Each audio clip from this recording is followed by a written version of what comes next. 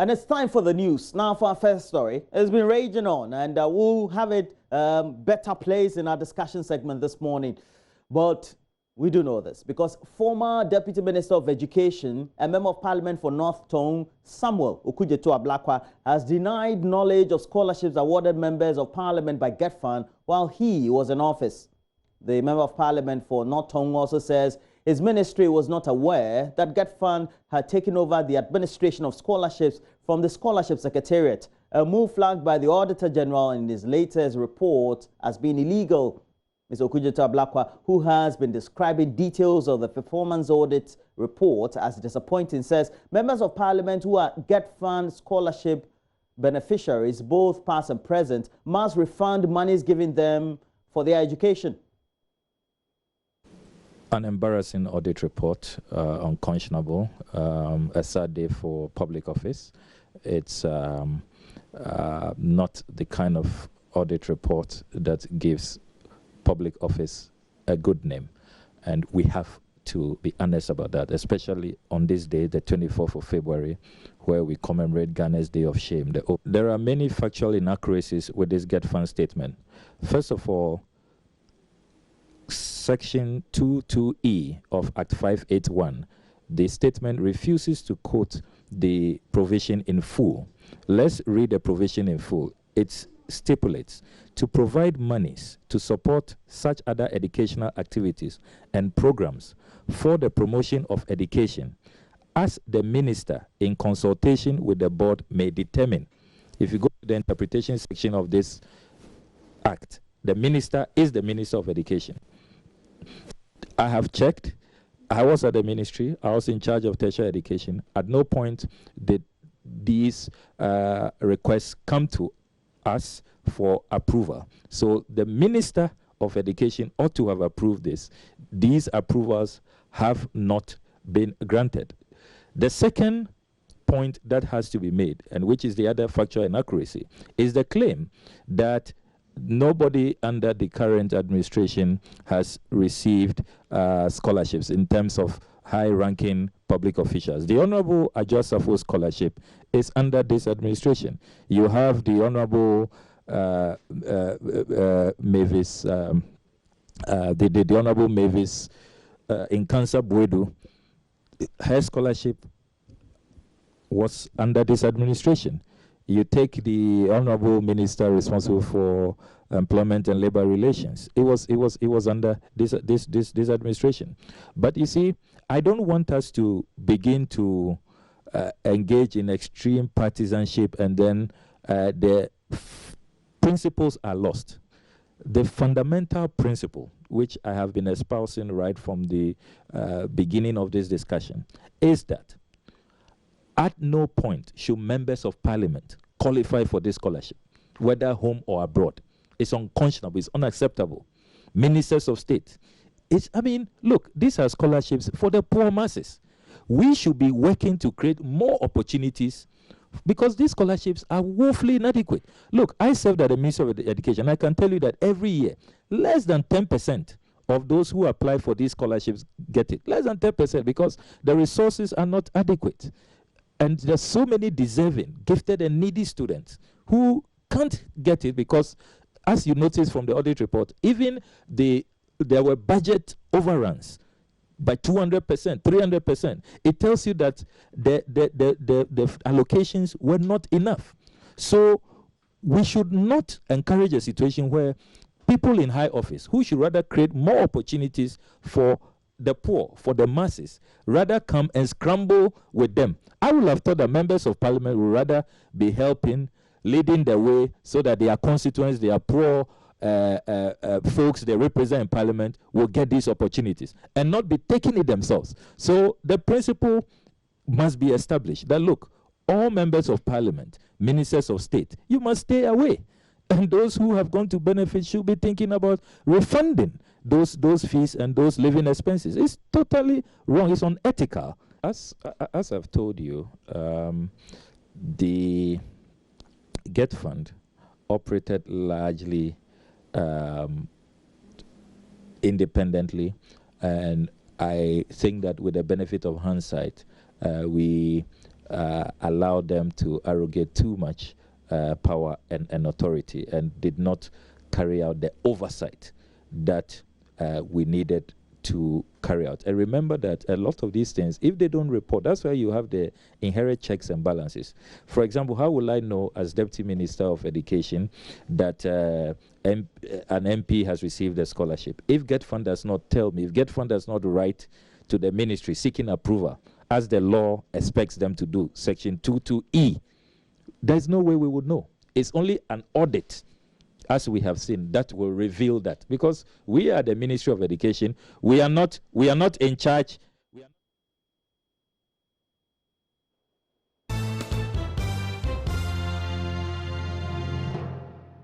And talking about scholarships, some 40 senior high school students from the country's Zongos and inner cities have been granted scholarships to study medicine in Cuba. Now, this is in fulfillment of a promise made by government to bridge the inequality gap by giving equal opportunities to brilliant but needy students to pursue their chosen careers within the Zongos. The 40 beneficiaries were at the office of the National Chief Imam, where they were charged to aspire to be the best in the world, even as they embark on their travel.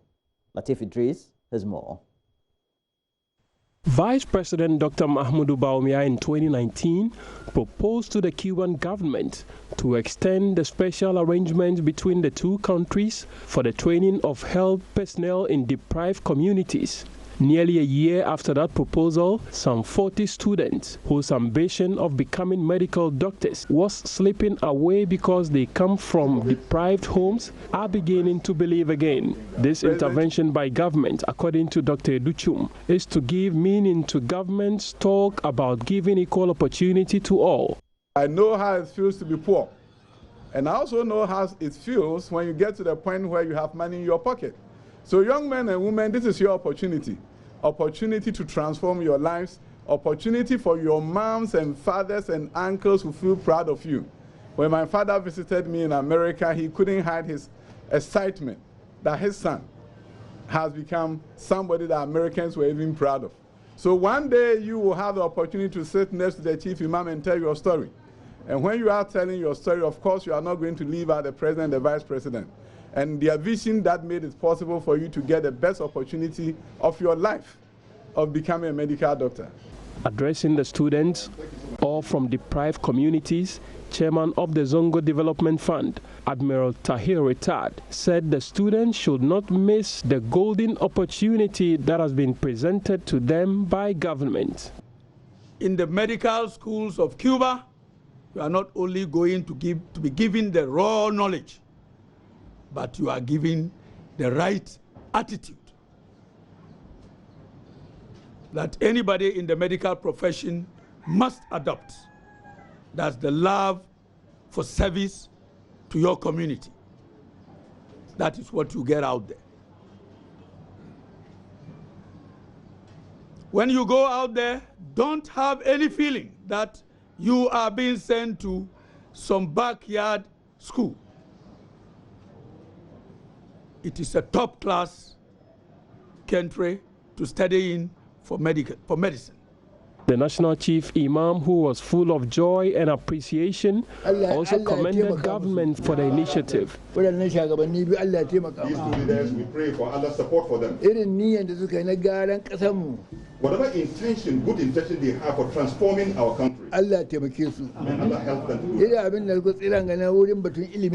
These things that I have seen today in respect to education,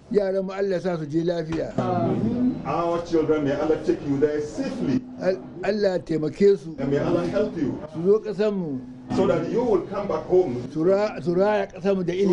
give life to our country. Some of the beneficiaries spoke with Joy News.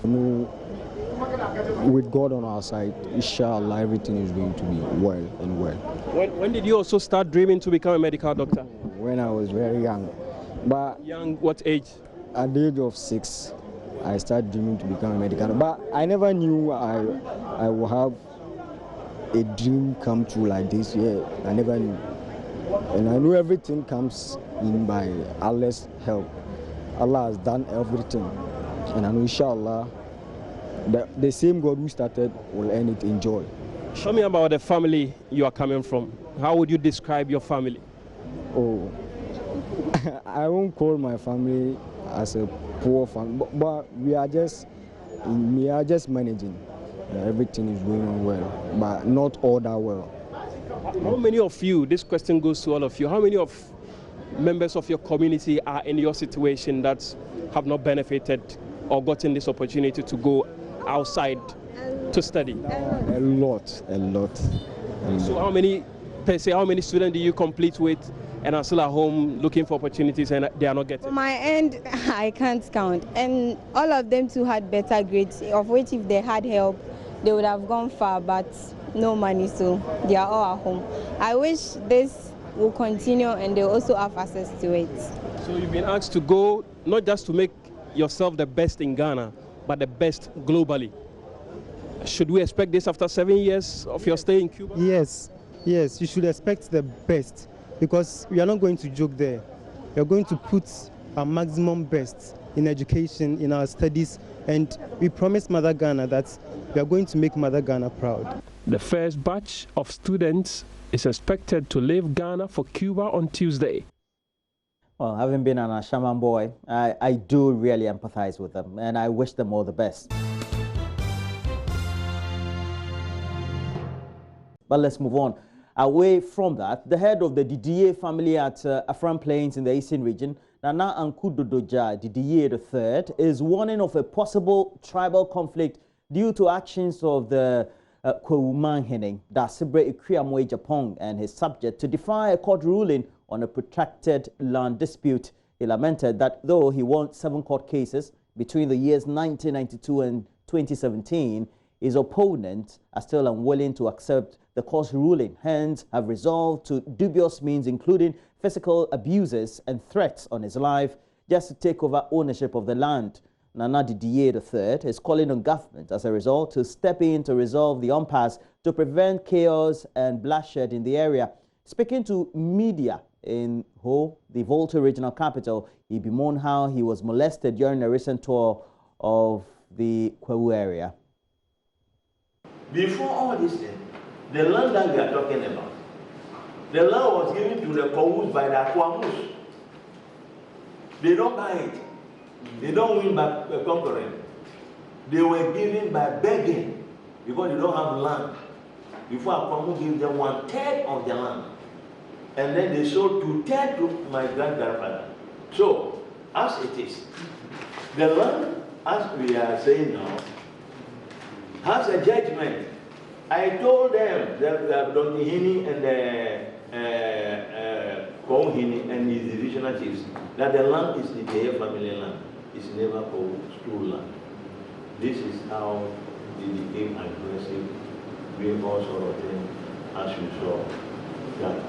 And I'm saying today, and I continue saying, the land is Kweku, Ide, and Barrio.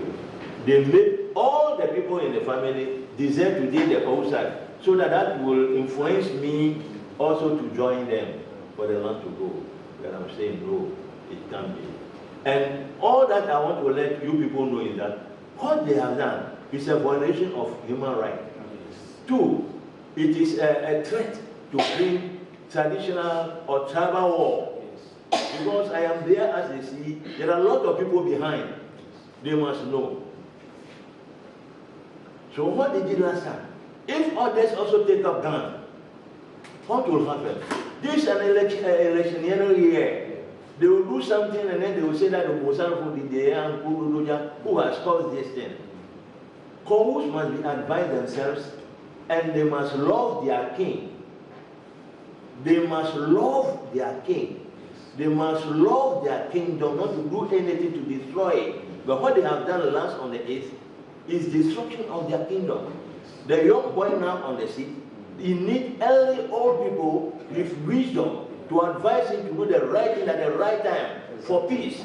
If Kweumanhene is coming to a Franklin for peace, he must invite me because he knows very well the land. But because he's coming with some mind aggressively to tell my mind to do something for me to give up, for them to take the land for conquering as opposed to land low.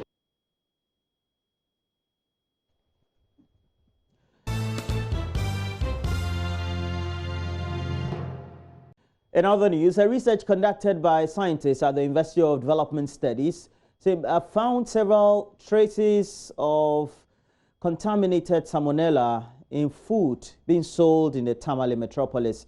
The research also found out that most of the fufu pounding machines in the metropolis were contaminated with salmonella, and it is estimated that at least some 153 million are infected yearly by salmonella, with some 57,000 deaths recorded.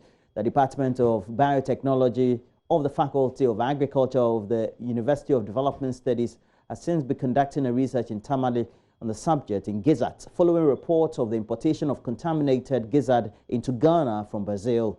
Dr. Courage Saba, a senior lecturer at the Biotechnology Department, led the research.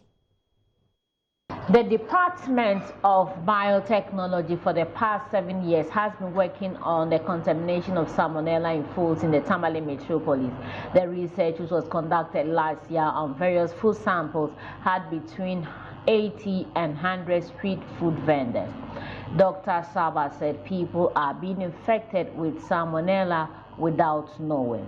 And we have worked on a number of food samples, specifically street foods, ready-to-eat food. And for now, we found salmonella in a number of them. Fufu that is sold by the roadside, we have gotten salmonella from some of them. We went ahead to sample the fufu making machines that we have now. We got salmonella from them, and we also realized that because they don't clean them very well. We got salmonella from samples we took from pepper sauce that they used to serve with cane cake. And I must tell you that we found salmonella in them as well. Apart from that, we also sampled frozen chicken some time ago, and we had some salmonella in them as well. People are being infected with this salmonella, but they may not know. They may attribute it to other sources, since they are not aware of the food that they are, or they are not aware of how the food they are eating is prepared. He said the department has also done a research on gizzard, following the recent reports of contaminated gizzards imported to Ghana. We visited almost all the cold stores, and precisely 39 of them, and we were able to get gizzard from 20 of them. Out of the 20, we found out that 13 of them were from Brazilian origin. 7 were from Turkey and 1 from the UK.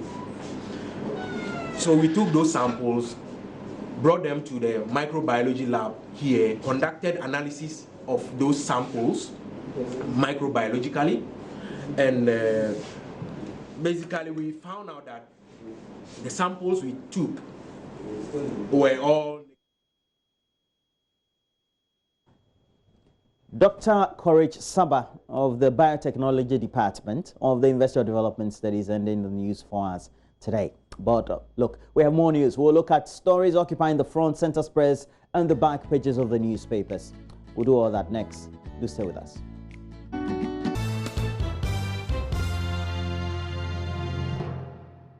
Welcome. Thank you very much. You're acting very weird. Would you like to explain to everybody why you're acting like that? No, I've acted. Just things going on. Yeah. Charlie. Well, I've just been seeing whether I can apply for some scholarships. You know. Where do you want to study? I think I'll go to Swansea. Swansea? Yeah. Are you needy? I think so. So far as studying abroad. Oh, if it's local, I can afford. But abroad you are needy. Oh, but the minister in consult, is it Get Fund you're targeting? Yeah, Get Fund. Okay. The minister in consultation with them, they can decide and push you somewhere. You know. Perhaps your education it is would possible. further the course of education in Ghana. My education will further the cause of May you come back of Ghana. May you come back or? Oh, as for me, when I finish, no. Will you come back? There's too much business to do in Ghana. Yeah, really doesn't even matter when you come back. That's for brilliant. We know you are brilliant. Please, let's put into perspective. I'm saying that when it comes to paying fees, when I get an admission outside, you will be needy. Outside Ghana, I am needy. No, we are all needy. Because every school fees they mint here. But local, KUST, University of Ghana. And now you can pay. I can pay. Yeah. But once it's pounds, foreign dollars, needy. I'm needy. Foreign needy. Well, I'm sure you know where we're going with this, right? There's still plenty more questions that we've been asking on this this whole scholarship thing, but it also brings out a lot of issues that we need to take time to address. A lot of loopholes in that law that clearly is being taken advantage of. Yeah. Is that a loophole? I think wherever there is discretion, you know, we always have to pay attention to how it's used. But in this case, the law is worded in a certain way that allows so much discretion, such broad discretion. Yeah. So there's no way of accounting for how that discretion is used. The thing says, I'll read the law to you, but it says that basically anything that the minister, in consultation with the board of trustees, thinks which is not wrong, will further the course of education, they can pay for. I don't think it is wrong so at all. if they decide that you know a party in East Legon will further the course of education, they can fund it.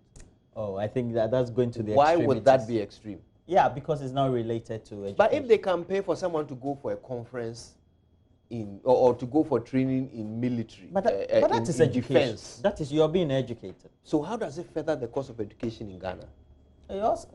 I mean, you contribute meaningfully in your role in debate. Let's say, and I'm sure you're talking about the parliamentary in debate, for example, on security, education, and all. Yeah, how and critiquing and. You know, because the executive will bring things to Parliament, and if you have no idea, no training, and if you're an MP, for example, you may belong to the Committee on Education. Could be the, so why then they should have paid for every MP to go for that training. But they don't pay for. But they don't pay for where you can source. But they don't pay for every if you're smart student. So the MPs have. What's your problem right now? Think themselves. I'm sorry. Mr. Anson, what's your problem? You people, you haven't missed me. Bring your application. Whom you know, we'll connect you. What do you want to do? PhD? Oh, you sort me out. I want to go. We will link you. I want to become Professor Emeritus and get fun. All right, listen, guys, we have to do the newspapers. Yeah. All right, okay. I have the Ghanaian Times and the Daily Statesman. I have the Daily Guide and then Daily Dispatch. Now I'll do the Graphic and the Finder. All right. Yeah. So ladies first. All right, the Daily Graphic newspaper, the shoot front page. Foreign Asingbe re-elected. That's his fourth term as president of Togo. Dormant companies will be expunged, Registrar General saying that. Mrs. Jemima Owari is the Registrar General. PRESEC confers award on Speaker. Collapsed savings and loans companies processes to pay customers begin. So customers of collapsed saving and loans, as well as microfinance institutions, also known as special deposit taking institutions, can now heave a sigh of relief following the initiation of a process to pay the full amounts of their deposits to them. The receiver and official liquidator of the defunct SDI started the process yesterday after the Ministry of Finance had announced that 5 billion Ghana cedis will be released to Consolidated Bank Ghana Limited to be used to settle the deposit of the customers. Also, Auditor General to surcharge Get Fund beneficiaries over scholarship award. So this issue certainly is not going away. Let's check this angle on page 16 in the Daily Graphic newspaper. It says the Auditor General intends to surcharge persons involved in scholarship awards and also disallow expenditure items of the Get Fund Secretariat in accordance with Article 1877B of its mandates. This follows recommendations by the Auditor General after faulting the Get Fund for not being fair in the award of scholarships to those in need. The Auditor General has also accused the Secretariat of not instituting a robust selection process, leading to the haphazard granting of scholarships to Ghanaians to the detriment of those who really need them. So as part of the recommendations, the report said the Auditor General may disallow the expenditures by GetFund Secretariat in the management of foreign scholarships, which he deems were contrary to law, and surcharge the persons involved. What you guys think? Well, I mean, that would mean they're paying back what we give them. Yes. So yeah, this is if the Auditor General determines that certain monies spent on scholarships were wrongly spent. So it may not be about the individuals.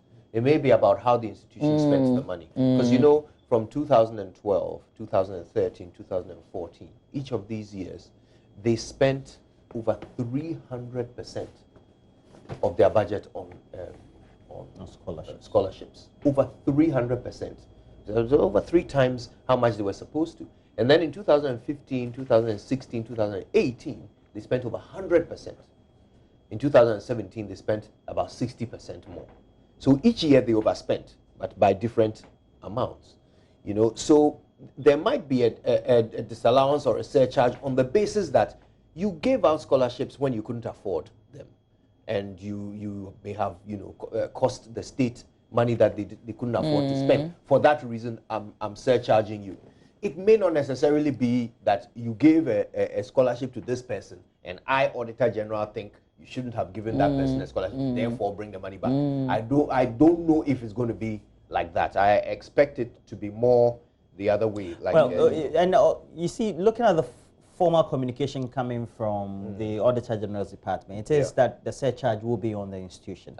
Then the Auditor General, based on the law that emboldens him to take those decisions, will make the decision as to whether individuals could be held culpable. But the surcharge, we do know after this audit report, is on the institution as a whole. Now, this is the law that we were talking about earlier. It's Section 2, subsection 2E of the Get Fund Act 2000, which is Act 518. 581. Yes.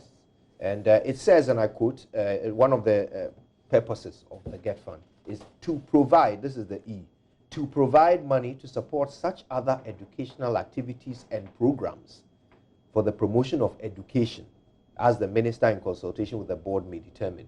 Okay, so it says to support other educational activities and programs.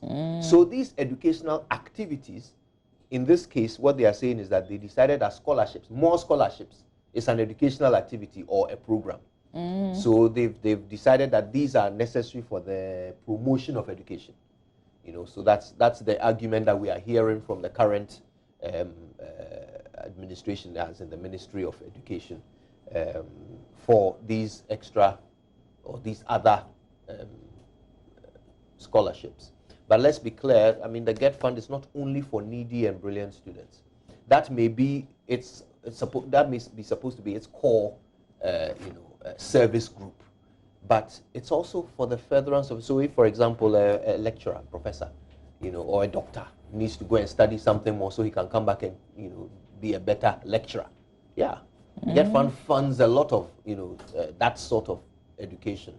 But it's just some of the ones that we've seen that are of interest. I mean, so paying for someone to go to Georgetown University, you have to ask yourself, how will that come back and further education here? Is this person a lecturer or a teacher or something? Are they coming back to come and do something in the education sector which can only be learned at Georgetown University? Georgetown University is one of the top universities in the world, Ivy League school, and someone had Get Fund pay almost $60,000 for them to go to Georgetown University. We'll take you to Georgetown. Let's do the finder. Let's do the finder real quick. Front page. High cost of raw materials tops challenges facing agriculture, industry and services businesses. CBG sets out modalities for payments of depositors. Ex-government officials in Airbus scandal must submit for questioning. That's according to the Deputy AG. Get Fund spends 425.6 million Ghana cedis on scholarships for 3,112 beneficiaries from 2012 to 2018. All right, guys. Okay, shall I go next? Yeah, you sure? I've got the Times and the Statesman, so I'll start with the Times. Banner headline, locked up funds in defunct savings and loans companies. Government releases 5 billion Ghana cedis to pay customers, but depositors yet to have access to funds. Details are on page 17. President and Norwegian Premier vowed to deepen Ghana and Norway ties. Father jailed 20 years for impregnating daughter.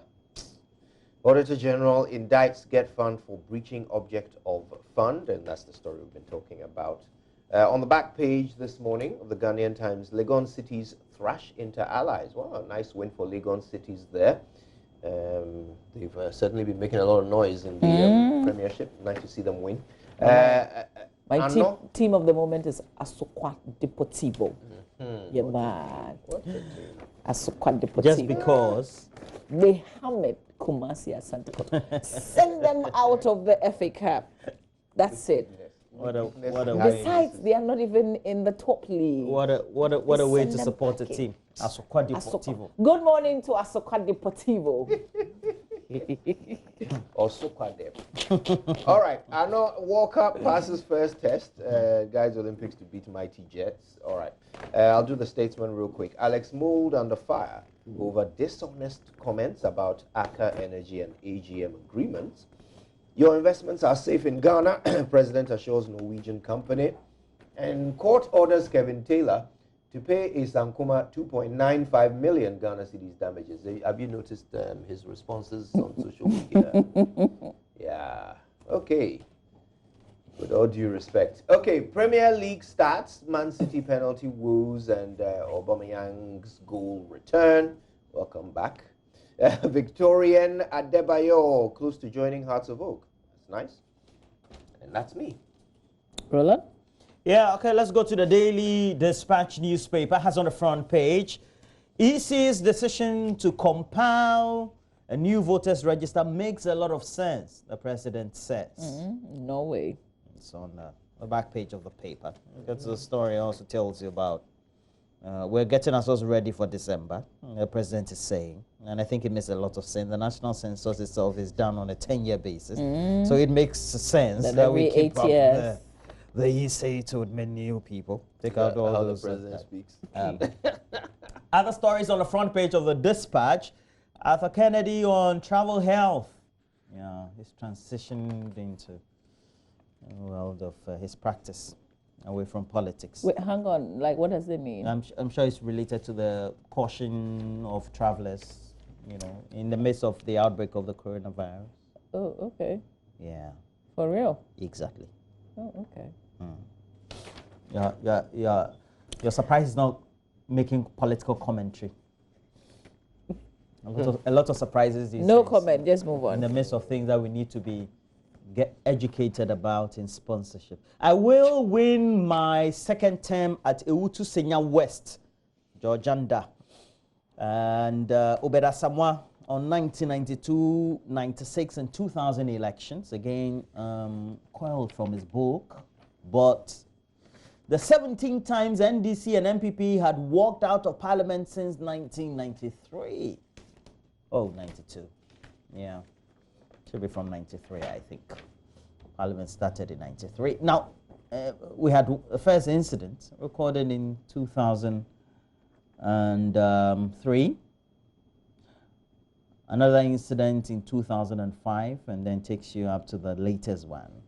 Okay. But I thought for the entirety of 93 to 96, they were on a permanent walkout. Yeah. Or that one would be inside. They decided not to participate in. Well, so let's go to the Daily Guide newspaper. Has on the front page, MPP NDC clash over scholarships. I love the headline of the Daily Guide. It says disappointment claim, no funding, GetFund reacts. And the reaction had been coming thick and fast since the night of Sunday. Ghana opens embassy in Norway. And our lead correspondent at the presidency, Elton Brobe, had reported that since there was a brouhaha about acquiring a permanent chancery, we decided to now go and rent another one because the brouhaha was just too much. We needed a place to operate. Facebook boy slapped with 2.95 Ghana cedis for defamation. And then we do have the back page stories. Malik begs for Kunedu, Ebola fears, and then Chinese Ebola fears. They're talking about coronavirus. And then Hazard is out for the season. You know, I had a soothsayer here in Accra telling me I should message him on Twitter not to leave Chelsea to Real Madrid. Where's the Kotoko? I can't see it. We have AJ versus Fury will happen. So now I can see it. Kotoko had to apply for UK visas ahead of me. There's a big match that will be taking place in the UK. We don't know that. Okay. All right. Well, so, you know, this money that's been released to pay the customers, it's been over a year. The microfinance savings and loans? Are any of those institutions owing you? No, not none of the savings and loans companies. And I didn't save with any of the banks that got closed down either. But, you know, somebody in government said that the reason why government has agreed to pay all of these institutions, including DKM, is because they were all regulated institutions. Unlike Men's Gold, which, as far as they're concerned, was not a regulated institution. That's an interesting distinction. I don't know what you guys think about it, because the reason why Men's Gold got shut down was because of regulation.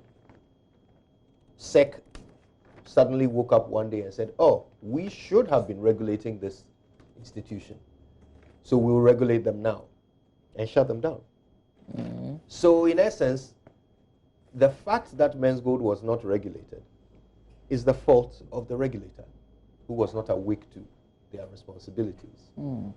But I also remember that the Bank of Ghana also kept issuing some notices. But they're not the regulators. Yes, but they were warning, essentially, warning the public. But that's the reason why they were only able to warn, because they were not the regulators. So it's kind of like if you're a customer at DKM and someone in your church was telling you don't invest there.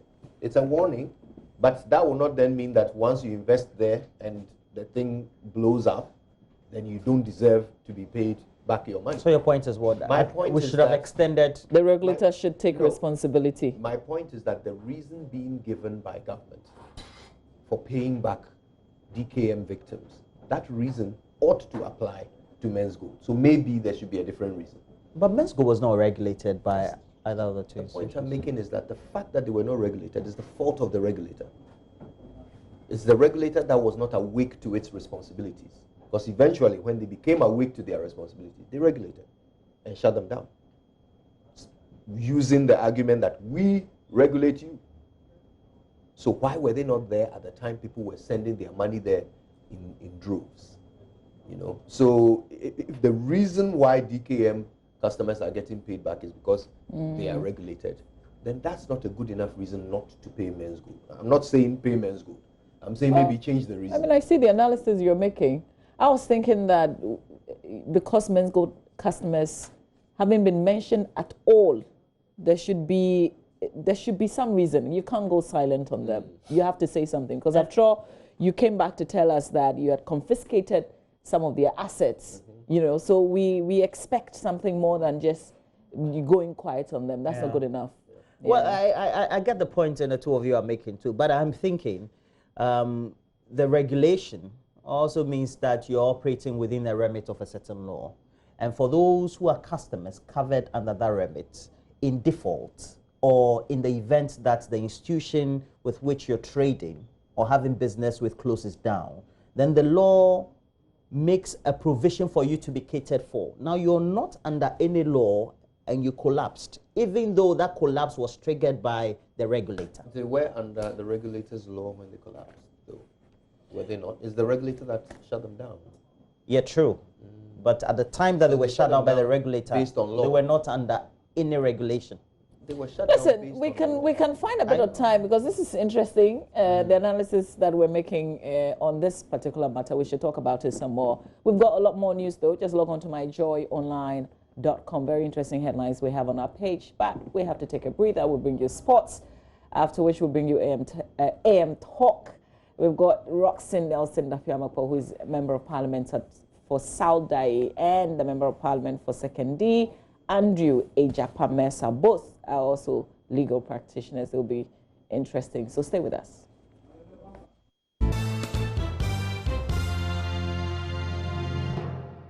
Well, time to talk sports here on the AM Show. My name is Benedict Hu. So always a pleasure joining you on this platform. UEFA Champions League action tonight. Two big games to look forward to in a round of 16, and they are just 12 points away from winning their first Premier League title in 30 years. Liverpool yesterday labored to beat West Ham United by 3-2 at Anfield in the only English Premier League game that was played on Monday night. Here on the local scene, matches were played in the MTN FA Cup. Round of 64 games were wrapped up with Interallies, Olympics, King Faisal, all making it to the next stage of the competition. I'll tell you more about that, but we have to start from the camp of the Football Association, and former FA Vice President Georgie Free says comments by current GFA President Kurt Okraku that no one wins an election and brings his enemies to work with is highly unfortunate and must be condemned. Now, Kurt, when asked his reaction to allegations that he's running the FA with friends and cronies, made this statement. Oh, I hear that all the time. Is it true? I don't know what they mean by that. But nobody wins an election and brings his enemies to come and work. I will not win an election and bring my enemies to come and work. I'll bring people I believe have the capacity to help me deliver on my promise. And everybody or anybody that I have brought on board believe in my way. And that's the only way. Well, there's been a reaction to this, and Kurt's comments have infuriated some football people. Among them is Georgie Free, a former GFA Vice President, who was one of the presidential candidates during the FA elections. See, here are extracts of his statement.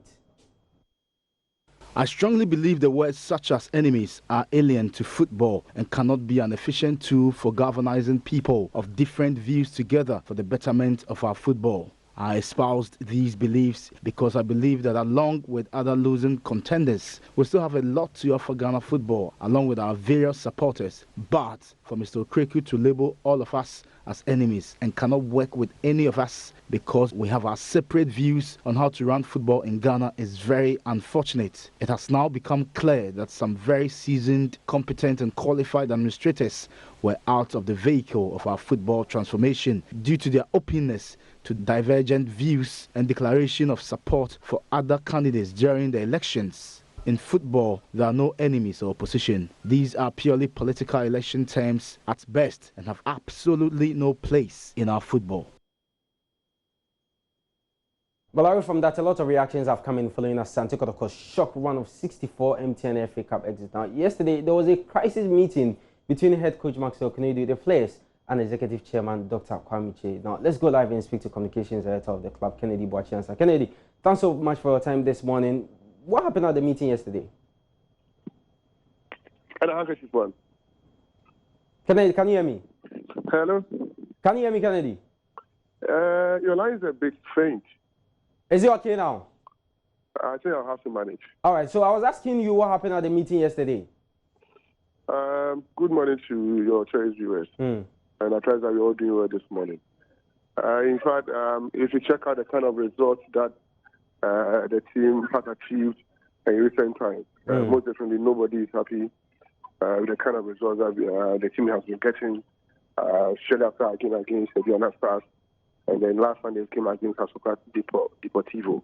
And these are results that we are not excited about. And as a matter of urgency, we needed to sit down with the whole setup to find out what the issues are, so that we can find a lasting solutions to the issues confronting the club. And that's basically the purpose of the meeting that the executive chairman, Dr. Kwame Che, his honor, and then the management had with the technical and the playing body. And I mean, it was just geared towards trying to find out the issues confronting the club and then to find a solution to it.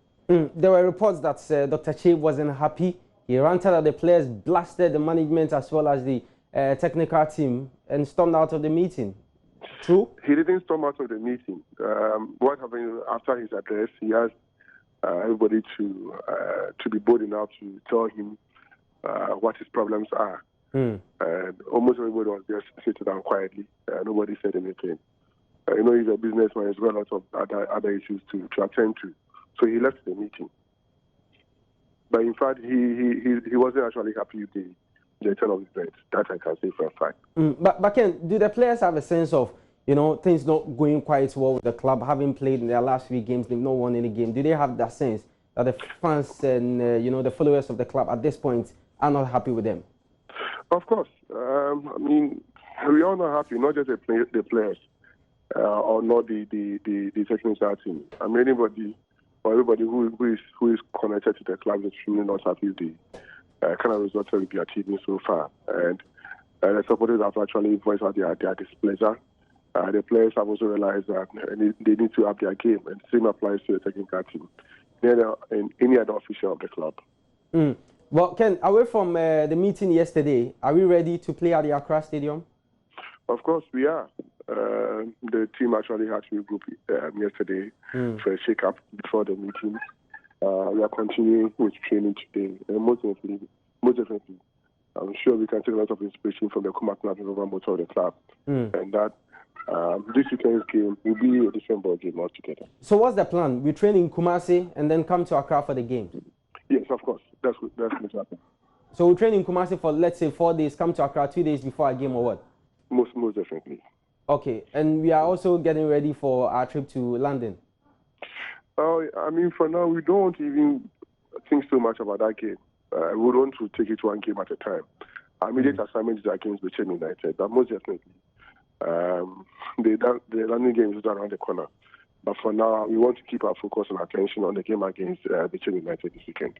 Okay, Ken, briefly before I take leave of you, I mean, the issue of board of directors from the Registrar General, which the club licensing board has given you guys, I think, 4-day deadline, a 4-day deadline to check or they will revoke the license of the club. How far with that? Protocol will satisfy the requirement by the club licensing board. Okay, all right. Thank you very much for your time. So that was Kennedy Boachiansan. He is a communications director at Kumasi Asante Kotoko. Well, away from that, Liverpool yesterday defeated West Ham United by 3-2 at Anfield. They came from 2-1 down. First, Liverpool took the lead, and then West Ham United equalized, went ahead to take the lead 2-1. Liverpool equalized through Mohamed Salah, and finally Sadio Mane got them the match winner, which ensured they made their 21 wins at home and 18 straight league wins, and now 12 points away from winning their first title in 30 years. Enjoy the highlights. We're here to do the discussions, but before then, I want to say that Josephine Amu of the Ghana Maritime Authority, happy birthday to you. You're turning a good age today, and it's from your mom, Lady D, your brother Daniel Amu of the Jospon Group, and your sister-in-law Gertrude Amu of Millennium Insurance. They all say have a blast, have a good day, and your lunch is on them, not me. Well, we're here to do the discussions.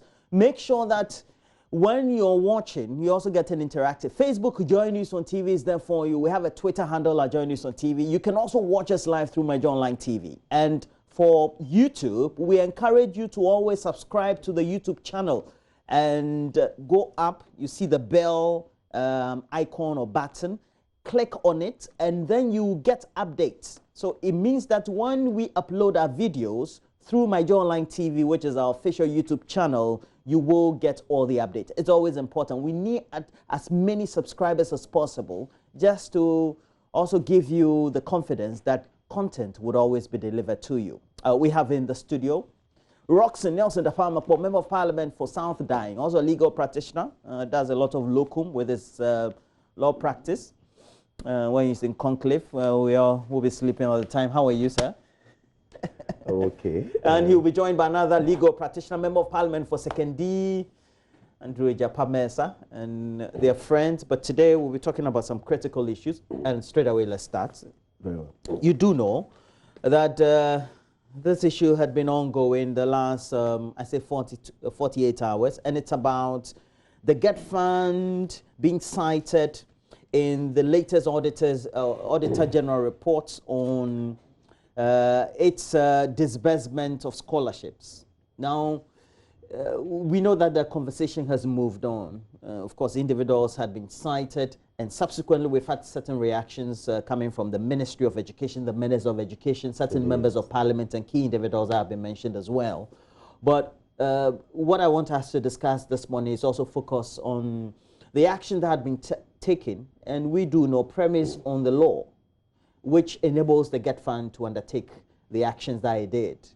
Now, if you look at the Act and you do the interpretation, it would say that if it wants to give out scholarships for foreign studies, then we will need the minister. No, scholarships in abroad. In abroad, foreign studies. No, not foreign studies. But studies abroad. Yeah, definitely. We will need the minister in consultation with the board as well to ensure that those are handed out.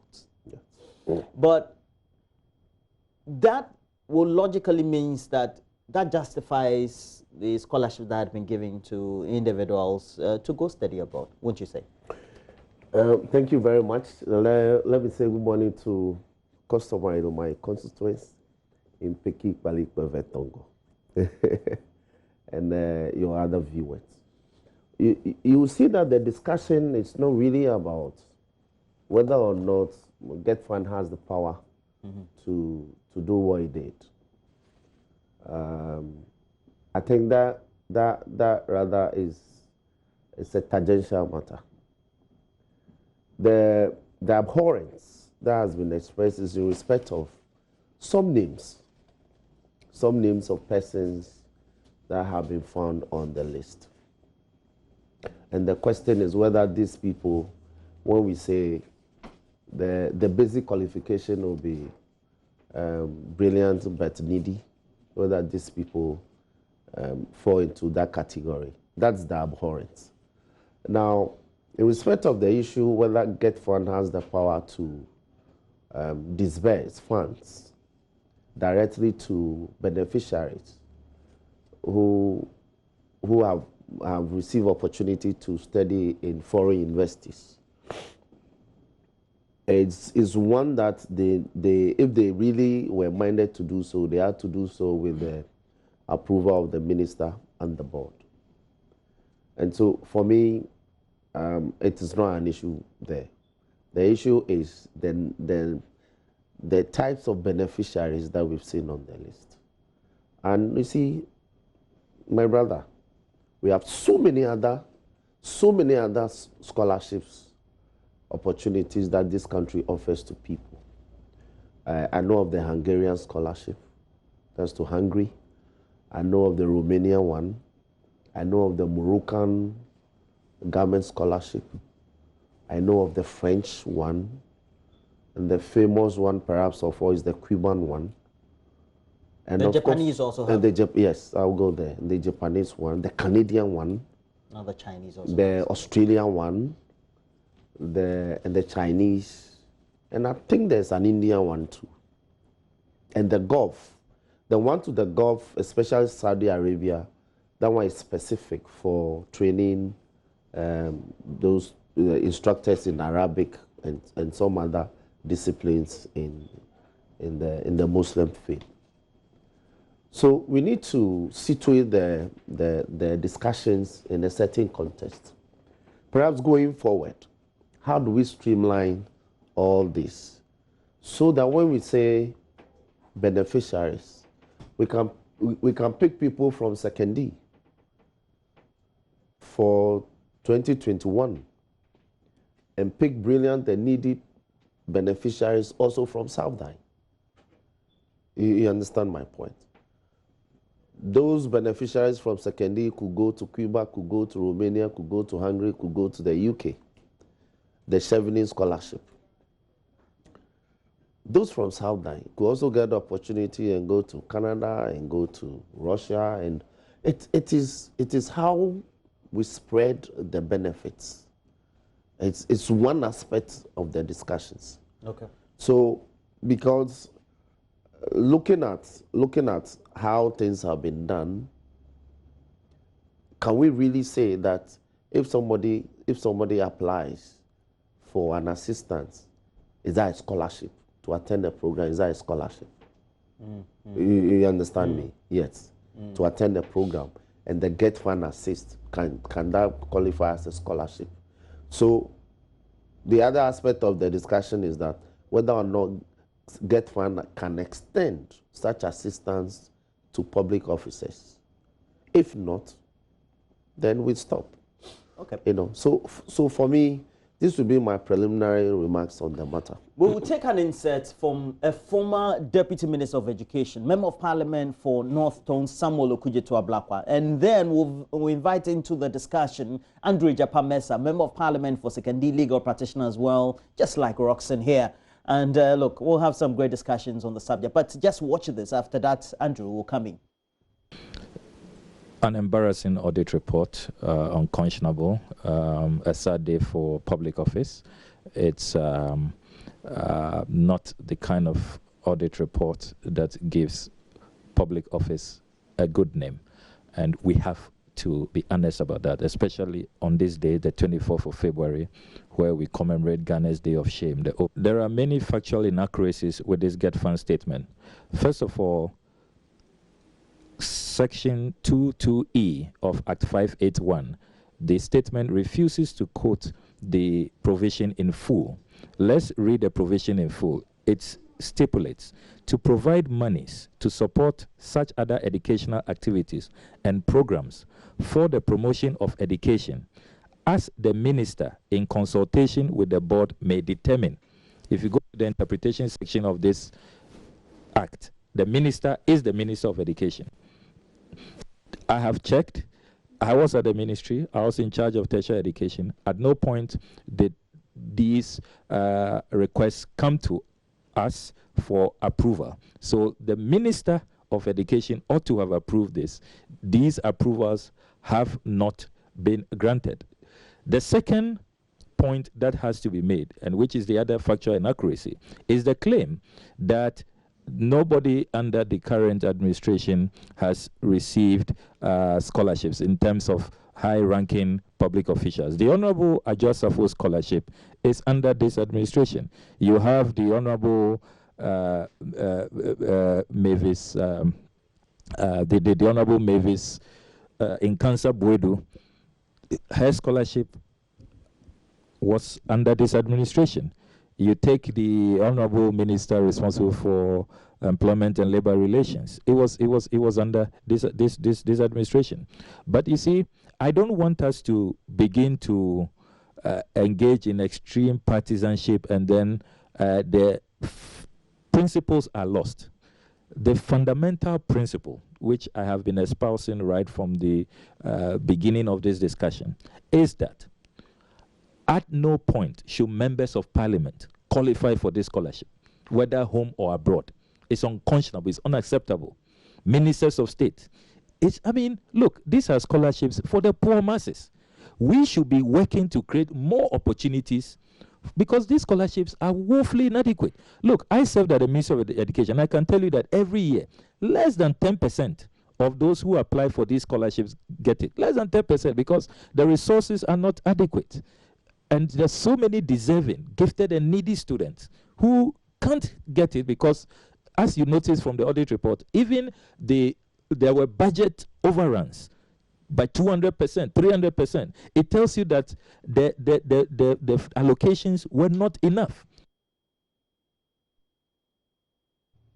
Indeed, the concern of the Auditor General in that report, rather, is about how they had exceeded the expenditure or the allocation that had been given them in excess of, in a couple of years, or the beginning of, if you take the audit period 2012, 2013, 14, some 300%.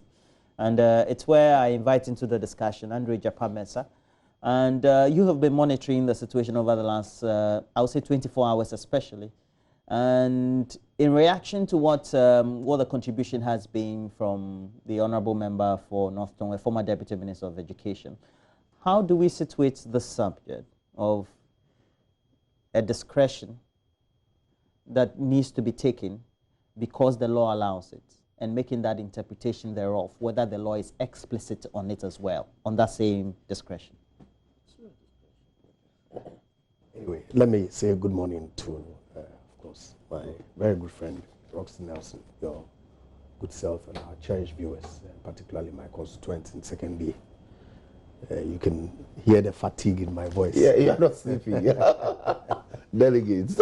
I just came back from the constituency last night, and it was a hectic weekend. You see, I sometimes get amazed at why we want to play politics with everything, because then it muddies the waters and we are unable to deal with the issues as they are. Because I've seen the report, which I first saw on Marek Kofi Ghan's wall on Facebook. Clearly, if there are excesses in approved expenditure that the GET Fund has disbursed, we need to get to the bottom of it and interrogate the issues. But if we find some names on the list and we focus on those names because they have some political affiliation, then you are compelled to leave the excess expenditure and deal with the politicking. Okay, I heard my very good friend Sami Okujeto quote the statute and interpret it to mean that that determination ought to be made on a case-by-case basis. I disagree, because this is a policy framework that can be determined at one time. That look, lecturers, Ghanaian students, public officials who need a certain kind of training, okay, ought to be supported by the GET Fund right at the commencement of the act. And so the administrator, based on that policy determination, would approve facilities as and when they are brought before him. In any event, there is a presumption in law that official duties are deemed to have been regularly performed. And so if a public officer, and at the time that Honorable Martin Opoku Prempeh, Matthew Opoku Prempeh and Prince Ama, whom I know personally, applied and were granted these facilities, they were not in government. Indeed, I've heard on Maru Sanders' show that administrator at the time of the NDC government say that the list is not exhaustive, and that indeed members of the NDC in government at the time received some of these facilities, but their name is not published. So then you are tempted to take your eye off the excess unapproved expenditure that has been incurred year on year by GET Fund from 2012 to 2018 and ask as to why the Auditor General would be selective in the publication of this report. Is that where it's come to? But I'm asking, is that the kind of conversation we want to have? I don't think that's the... So why did my very good friend Sami Okujeto go the tangent that he went? It's unconscionable. As if to say the minister approved the facility for himself. And so if he makes an application, he is entitled to presume that whoever is administering the fund would have gone through due process. That's why I introduced the legal presumption, which my very good friend is very much familiar with. Okay? So we throw in the politics, paint Matthew Opoku Prempeh and Prince Ama and Adwoa Safo bad because they are MP people. As if to say they've committed an offense and that they are unconscionable, they don't think about the needy, and that they, because they are in public office, are presumed to be rich. Is that what you're saying? But if you're needy... Ask him if he is rich in public service. No, wait. If you're needy, it's not the same... In any event, is that even what the statute says? Is that what it says? What? No, I'm coming, Roland. I'm sure you are familiar with the provisions. Now I have it here. Is that what it says? I'm familiar with the provisions. Is that what it says? But you get people wanting to play politics with everything. Stretch it. To suit their parochial political interest. Very well. I admired the way you went about it.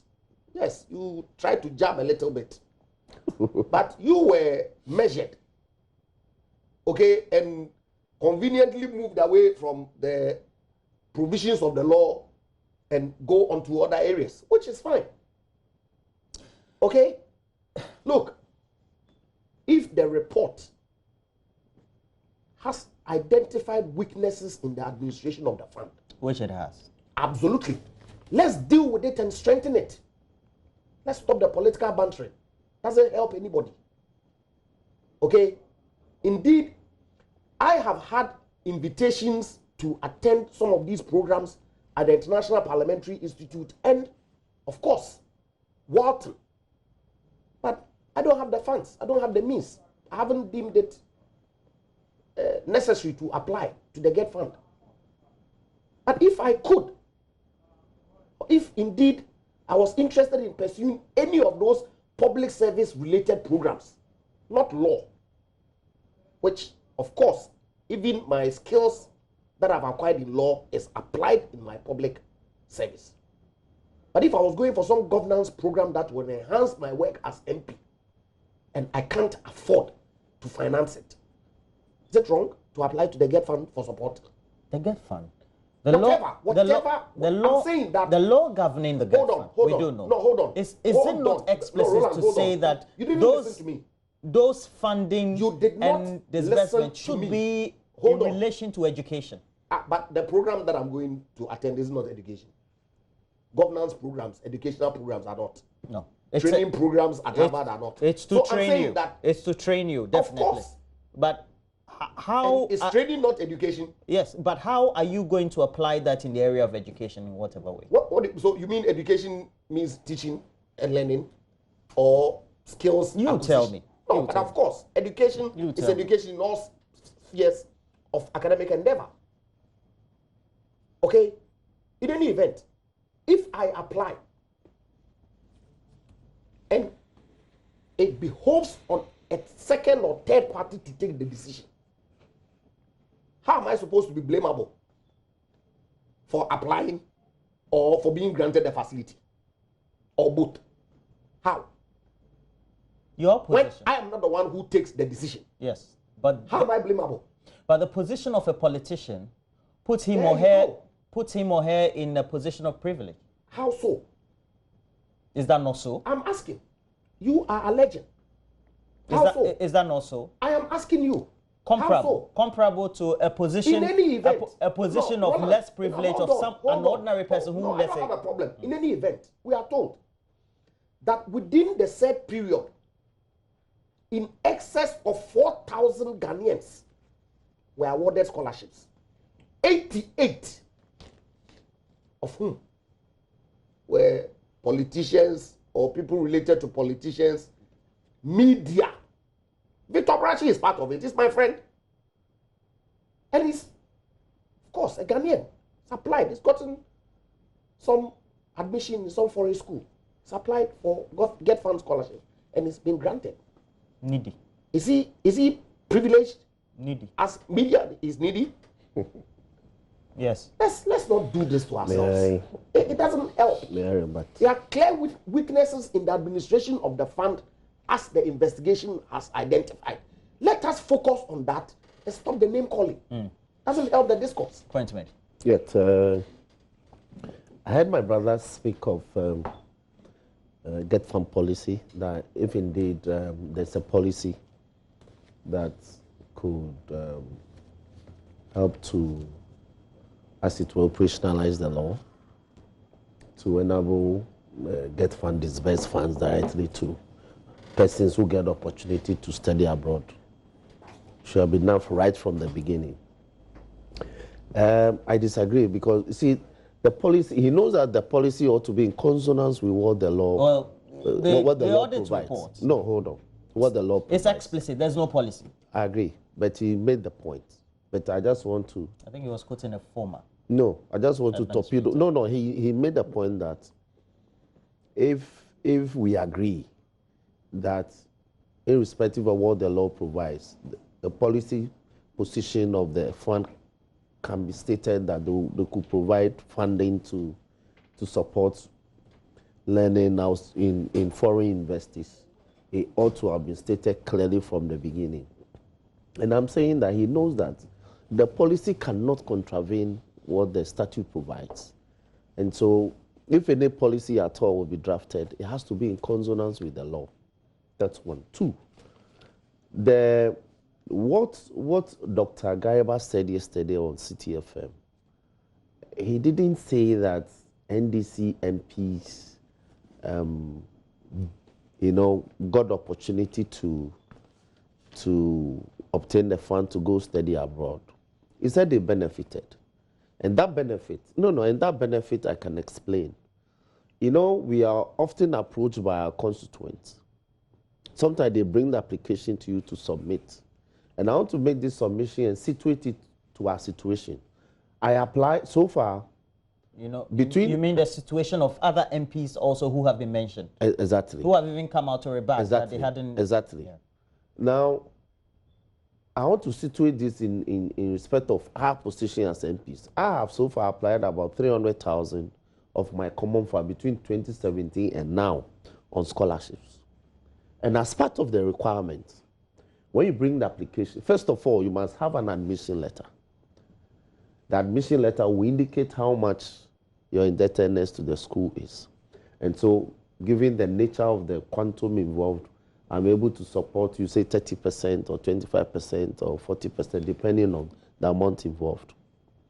And the audit report states clearly that as a similar procedure is applied and get fund. But they gave a certain percentages. In a lot of the cases, persons brought applications even without supporting admission letters or evidence of having obtained admission. So then they concluded that it appears they got the funding before they went to look for schools. That's one thing. Then they also found, as part of the findings, that, for instance, there were no requirement to show evidence of citizenship.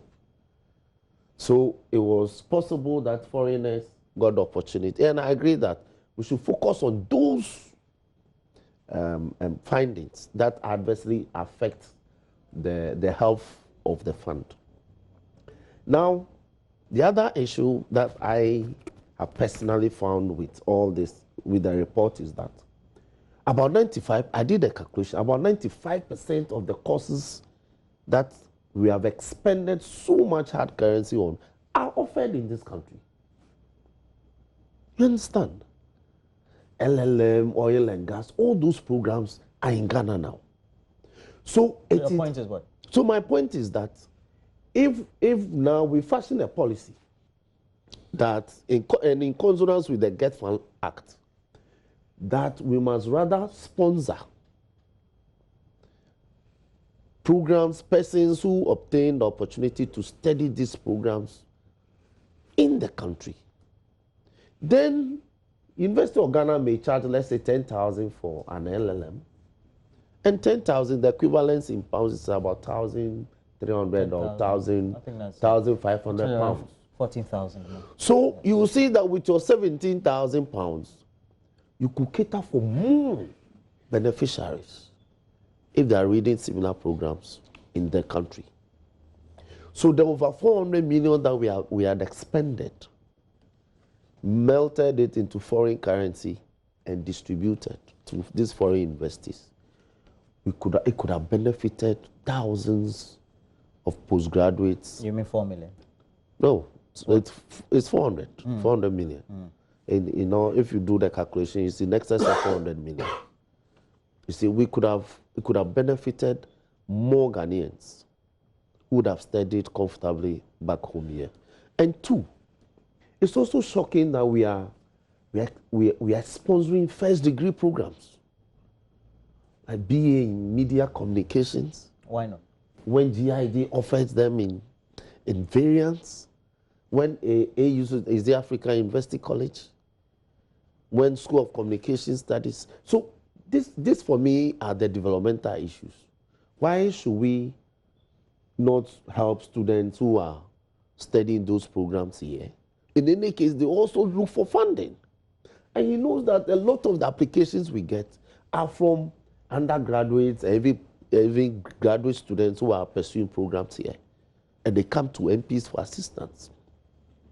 You understand my point? So, as for the politics, he knows that as for the politics, who played with the issues. But he should come down. Like he said, we should look at how going forward, what we should do. For me, that 400 million, we are looking for 400 million to build more schools, to be able to create more access. And indeed, when anytime Get Funds comes to Parliament, there's a report attached. And it's an auditor report. And when we ask them why they exceed some of their allocations, they're able to justify. Sometimes they justify. In fact, I recall that last year when they came for purposes of the activities for 2020, they justify a few of the limits that they went beyond. You know, last year we got a facility, 1.5 billion facility for them to be able to pay contractors so they can. And a chunk of that was also allocated to scholarships. So if you see the report for 2019 and 2020 that will come in the future, you see that the allocation had gone up because the trend was that they were always exceeding what we gave them anyway. So they justify why they should increase it because there's so much pressure on them. And so I'll end this matter by saying that we shouldn't focus on the Auditor General. He's done his work. You know, he's done his work. Let those who feel aggrieved, they know what to do. He's done his constitution. And I think it was a special audit. It was a special audit because I recall that in 2018, there was an issue in Parliament. Somebody asked, one of the MPs asked, why is it that we don't see the beneficiaries? And I think this must have informed some of these actions. So it's good that we see the beneficiaries. And I also agree that we should have an exhaustive list and not maybe a fraction of the beneficiaries to avoid a situation where some persons will feel particularly targeted, you know, by sheer publication of their names. Then I'll conclude by saying, yes, it's okay, my brother. There, put dash. My brother. What's that supposed to Now, I want to conclude by saying that we should also be looking at the issue of fraud, because there's a young lady who said her name had appeared. She actually applied, and she had been informed that the grant had been awarded, but she never got the funds released to her, so she couldn't travel to go and pursue the program. She deferred the program to the next year. And you know, usually the deferment will just be in 2 successive academic years. But so her name she was compelled appears. to take other sources of funding. Good. And yet her name appears to have actually taken the money. So, like he said, we should interrogate those She abandoned the program entirely. Yeah. So we need to look at those. They are very serious matters.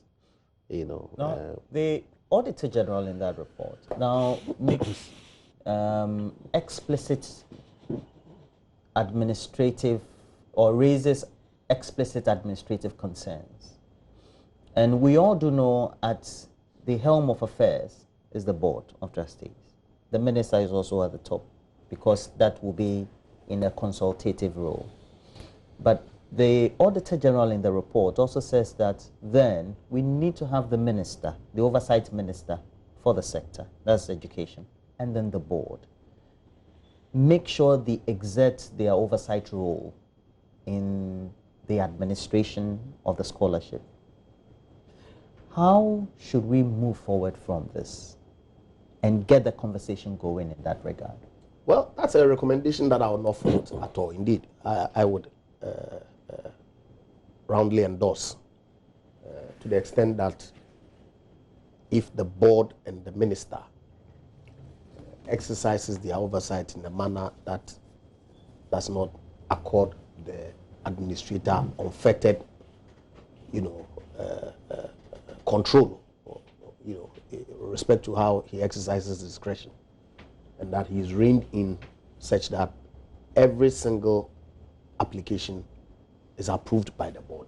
I'm sure that some of these breaches will not occur, and so it's a useful recommendation, and I would think that the powers that be would see to the implementation of that recommendation. Mm. Yeah. A key recommendation was the need for the GET Fund to emulate the criteria and the processes for selection as being undertaken or done by the GNPC through its foundation in the award of scholarships, because it was more stringent. More so, it was tailored to industry purposes.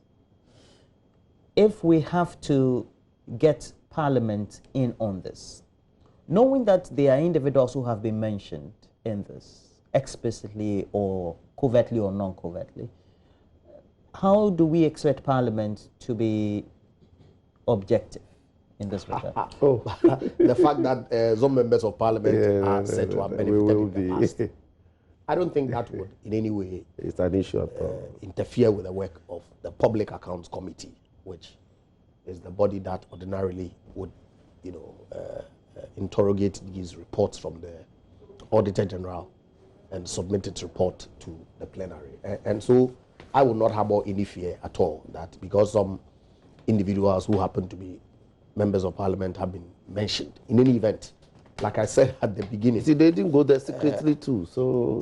Like I said at the beginning, they, if they were entitled to apply, would expect that those who are performing the function of administering the fund would do whatever is needful to, as it were, obtain the requisite approvals before the grant of the fund was given. And so you cannot put any blame on those members of Parliament to the extent that some, if you like, administrative formalities were not followed. They wouldn't know. So this matter coming before Parliament, I believe that it will not in any way, as it were, jeopardize the decisions that will have to be taken for a better managed, better structured fund to be put in place. You want to make a comment before? Yes, in any case, GET Fund, the scholarship is only a small fraction of the activities that they do. They actually finance infrastructure. Yes, and that is the core mandate. So if as part of the recommendations, AG, for instance, is saying that they should stick to their mandate of releasing funds to the scholarship secretariat instead of their administration. It's also a welcome suggestion. You see, then it takes them away from trouble. It takes them away from trouble because the processes to acquire scholarship from the scholarship secretariat, it's more stringent, it's more formalized, it's more robust, and it's akin to what pertains to GNPC, TALO, and all that. So for me, GET Fund going forward, they should accede to the recommendations or comply with the recommendations or implement the recommendations of the AG. And so people throng there. When you go to GET Fund, people throng there with applications and all, and you see the staff, the quantity surveyors leaving their ordinary desk work to go and be chasing scholarship applications. And I don't think they love it. All right, let's go to an issue that is also one of the reasons why the minority said they walked out of Parliament the other day when the president came to have the State of the Nation address. And it's related to the register. The president is in Europe. And the president is quoted and is saying, the EC's decision to compile a new voters register makes a lot of sense. And I quote the president in Fedran to say, so it makes a lot of sense that we keep the Electoral Commission to admit new people, take out all those who have died, etc. Their intention is to begin in April. We want everybody in Ghana who can vote to register. It's important that we all exercise our civic duty to go and vote in December and choose the government that we want. My question is, the president, of course, he's the head of the executive. The Electoral Commission has its own mandate, its role as within the remit of the law. I am thinking, if the president makes these comments and complements the comments and the position of the Electoral Commission, where does that leave the concerns raised by the NDC, the other related parties, and then also the pressure groupings that have been formed? Roland, the budget for the compilation of a new voters register has been approved by the representatives of the people of Ghana. And that approval was based on a report that the Special Budget Committee of Parliament had submitted to plenary. And so the president, following that approval and the timetable having been announced by the Electoral Commission, cannot make a comment on it. And that when the president makes a comment on it, that should what? It tacitly creates... No, I don't know. I don't know where this is coming from. So the president cannot speak on matters that independent constitutional bodies are rolling out, for which a section of the populace, if you like, because I believe that the NDC has some sizable chunk of the populace, disagree, cannot make a comment on it. And that if the president makes a comment on it in the manner that he made. And I read a special budget committee report. And the compilation of a new voters register makes a lot of sense. We know the kind of environment that we live in. No, look, I've seen some issues that have been raised by Imani over the past couple of days. Yeah, we can interrogate just in the last 24 hours, and we'll go over some of them. I don't have a problem. You know, if there are some procurement issues that they are talking about, by all means, let's interrogate it. But the substantive reason for the compilation of a new voters register, as the Electoral Commission put before the Committee of Parliament, that look, we cannot go into election 2020 with a system that we cannot rely on. For me, that puts the matter to rest, puts it beyond doubt. That is the body that is constitutionally mandated to manage our electoral system. And Roland, I've always said, I used to work at First Atlantic Bank, and I saw what happened in the aftermath of the 2008 general elections. When people took to the streets, ostensibly on suspicion that the Electoral Commission was manipulating the figures to suit the ruling government, the destruction that we saw. I'm scared. If that same Electoral Commission tells me that I can't rely on my electoral system, you say we should go into the election with that system. Roland, we should. What are we bringing or asking for to be visited upon us? My friends, Russell Nelson's party would accept, in the very likely situation where they lose the election, will accept the outcome. They won't refer us back to the parliamentary report where the Electoral Commission says that the system is unreliable. They will not.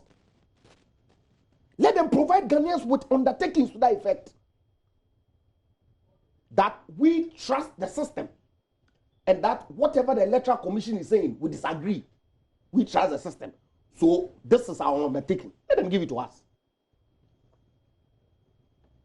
So please, you see, this debate about the electoral register new compilation in an election. You think it's for nothing? Oh, when we've had added and very credible civil society organization related issues. For example, Imani says, despite all the concerns that have been raised, the Electoral Commission is going on with the processes of procurement, etc. And now has officially come out to say, April, just in the second week, or just after the second week, we're going to have the registration starting. Now, the organization seems to be worried because it says if the Electoral Commission goes ahead and throws caution to the wind to maintain the shambolic April 18th timeline, the credibility of the new system shall suffer. And it continues to say the credibility, of course, is hinged on trust and making sure all stakeholders come on board. And you get a buy-in. You see, it cannot be the presidency, the president's political party, and the others are on one side, are the only ones that need to have the buy-in, right? You see, was the document, the budget not approved in Parliament? Or the fact that they worked out? What's your point? The point is that because a budget has been approved. No. I'm saying that I read the report and I've indicated to you what the gravamen of the request was.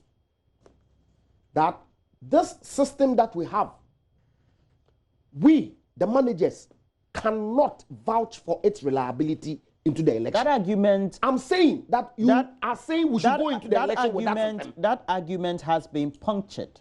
Punctured by who? By civil society across board, especially in Africa. It's unfortunate, okay, that... And Franklin is my friend.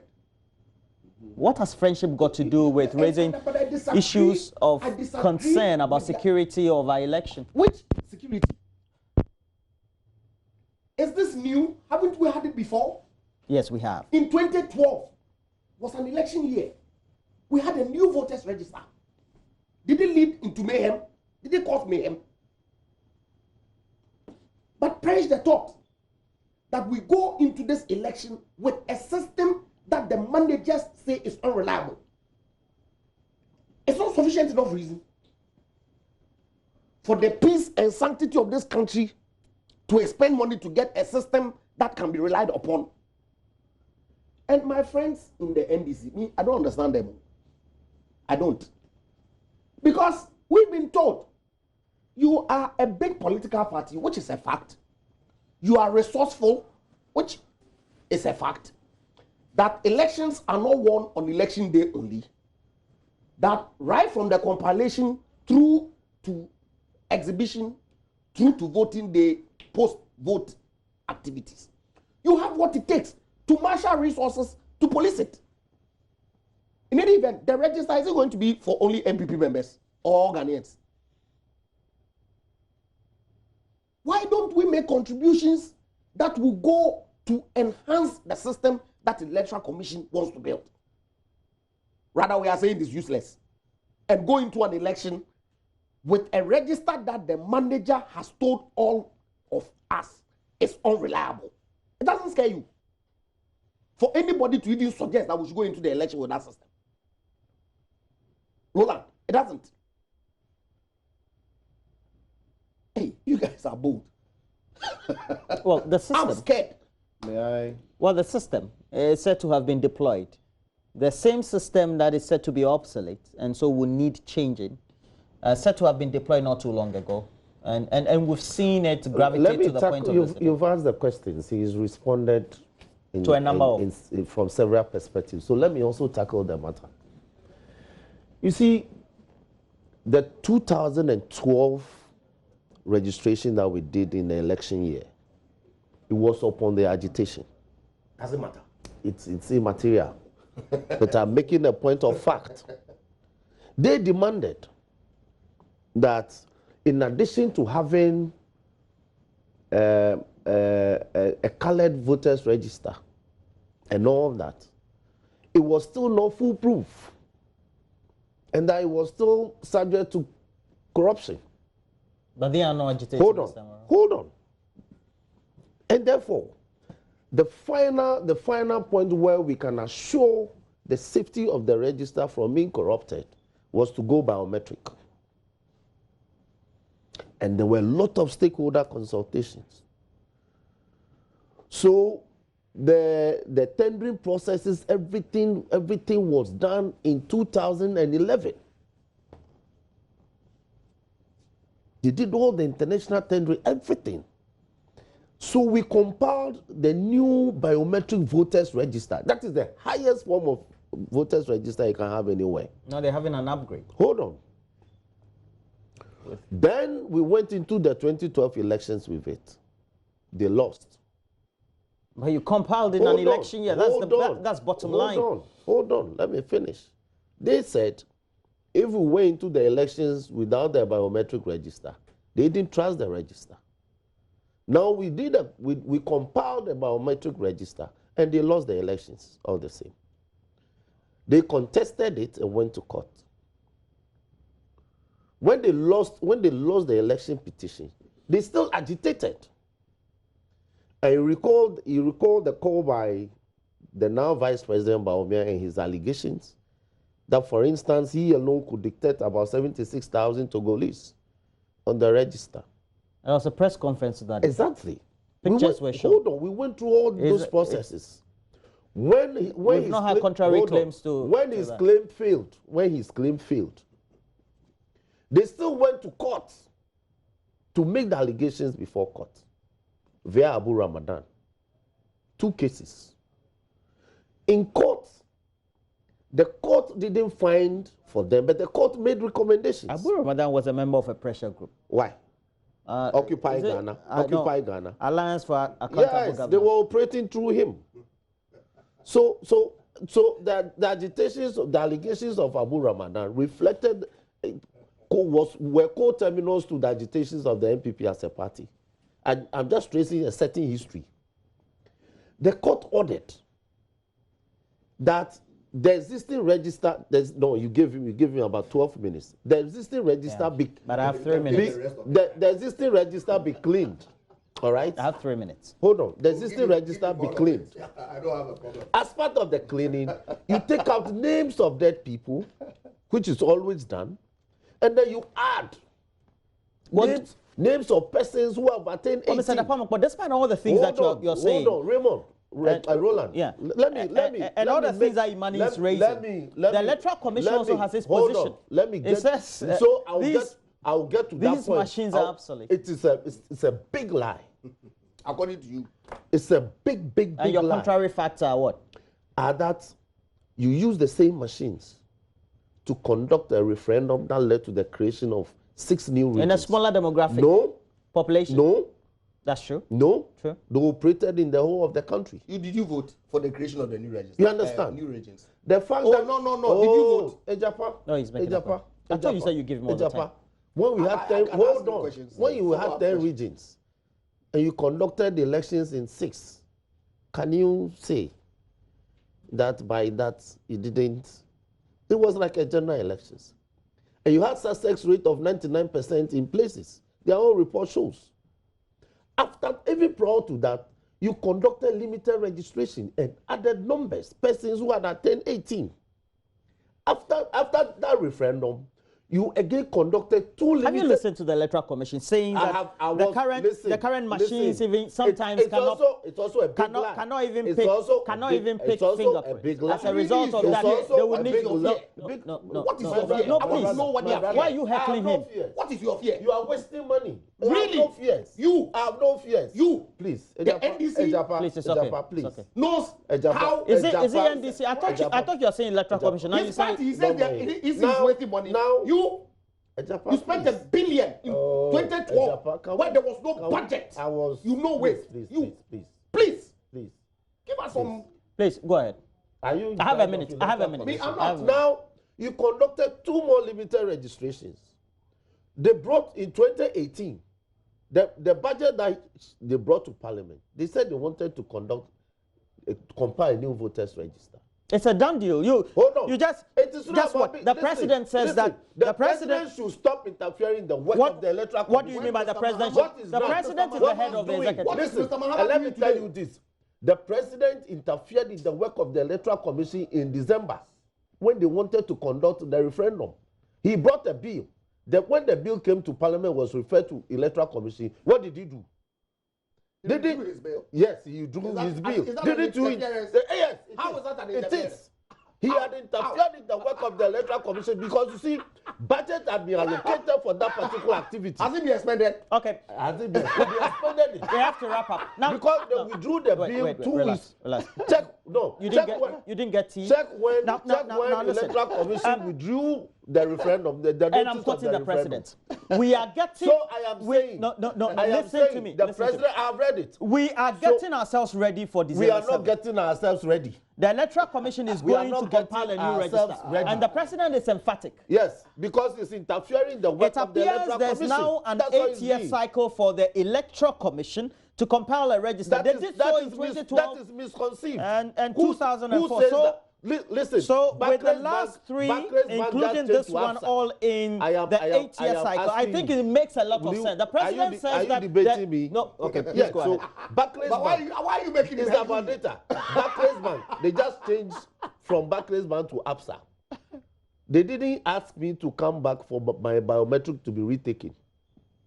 So you see, the elections, you can win or lose an election from the conduct of people like the NPP. How? We know exactly what they want to do. What do they want to do? What they want to do, you cannot rely on the register in December, and when it is January 2nd, you say that the same register is more functional. It's not reliable. So such a person, you can't trust them. You can't trust who? We can't trust the Electoral Commissioner. Because she's not forthright and she's not candid. You use registers for 2 years and get excellent results. And when it is January 2nd, then you declare that that same register it's not reliable. The president says makes a lot of sense. It doesn't make any sense. Mischief.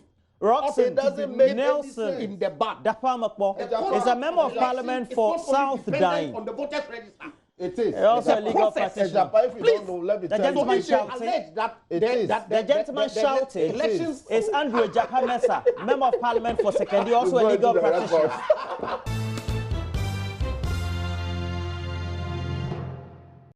Next, we have Mamavi Oswabwaji having an interaction with the Deputy Director of Driver Training, Testing and Licensing with the DVLA. And you know, we do have our campaign Arrive Alive. Now, straight away, we take you to the DVLA.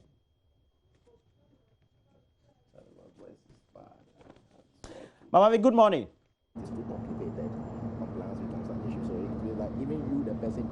Mamavi, you're on. Oh, when we have to go. Okay, good morning to you, Roland. It got really, really heated in the studio. It's good that you can feel the vibe.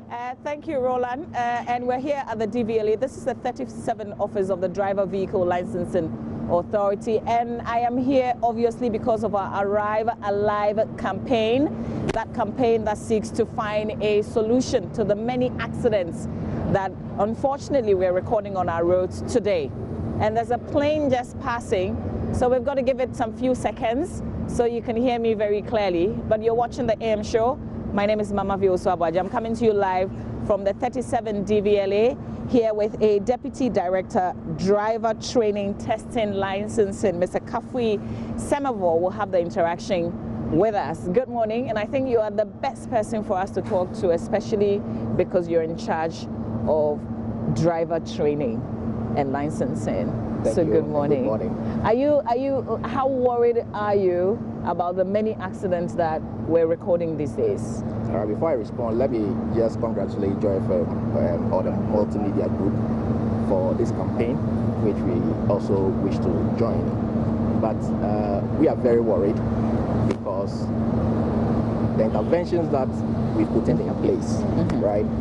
We do not expect to be seeing what we see. But if you look at the causes or the reasons these things are happening, it is more of human error. And we have the opinion that people shouldn't be died because somebody else made a mistake. And therefore, we are looking at how can we enforce the regulations, how can we enforce laws that will correct behavior, what sort of training should people be taking through for them to develop their skills and competences in a manner that even without anybody watching, they will willingly comply to the regulations on our roads. Okay, so thank you for coming on board our Arrive Alive. We will talk about the exact collaboration that we'll be doing in the days ahead. But let's talk about the commercial drivers. Yeah. Do they go through the same training that everyone else in terms of the private drivers also go through? Now, there are two categories.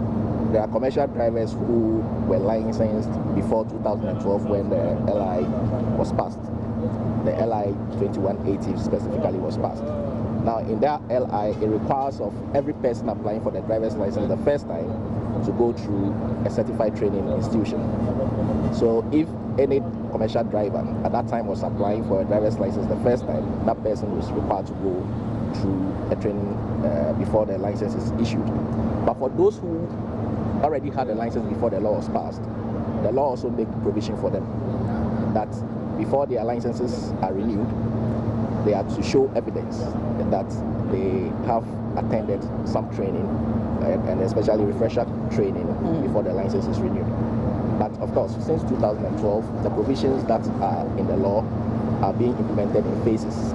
Last year, we started looking at commercial driver training, and I'll say a very big thank to the President for supporting us together with the National Road Safety Authority to train across the country 13,000 drivers. Okay.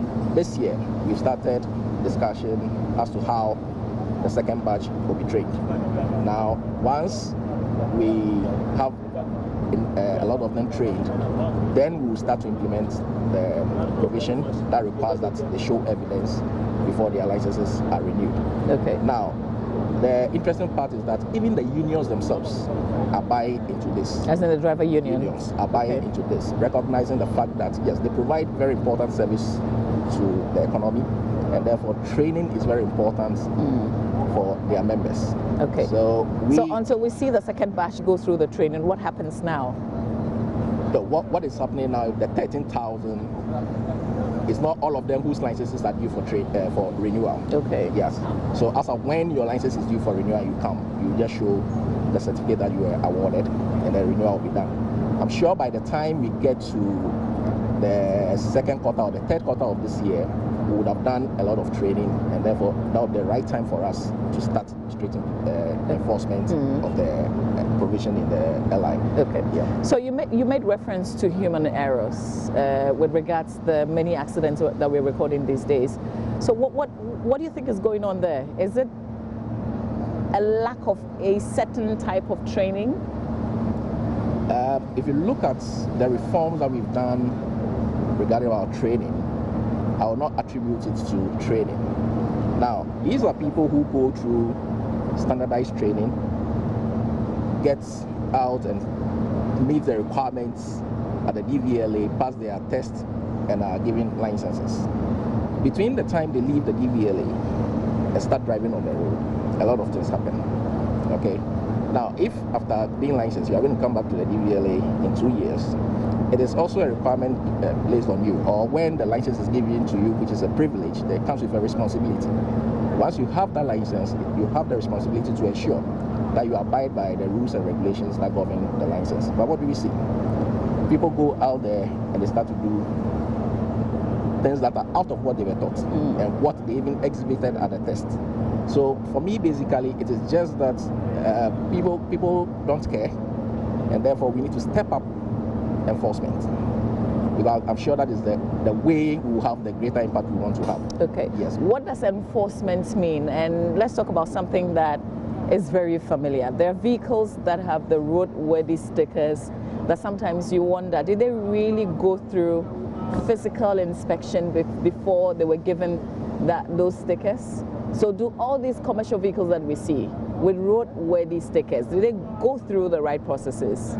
All right, so to ensure that our test meets requirements and makes the vehicle safer for use, we actually started a program where just physical inspection was not enough, but we brought in the third parties or the private sector to start to do equipment-based testing, where vehicles are not just inspected by visual inspection and certified.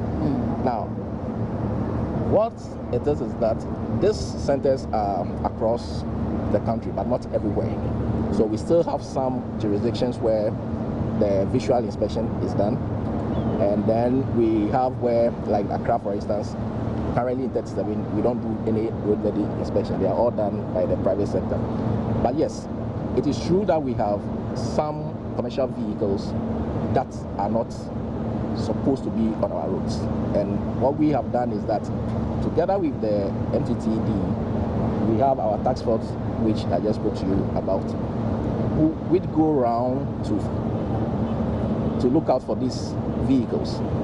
The other thing we want to do, especially with this collaboration with multimedia, is to engage the various commercial transport terminals and then visit them, find out which vehicles are not supposed to be on the road because they are not roadworthy. Now, the point is it because they are not roadworthy because they don't have the roadworthy stickers, or they have the stickers but they are still not roadworthy? There are two things. You may go through the inspection, leave, and you may develop faults after the inspection. The sticker has been given to you because you are going 6 months, every 6 months to do the inspection.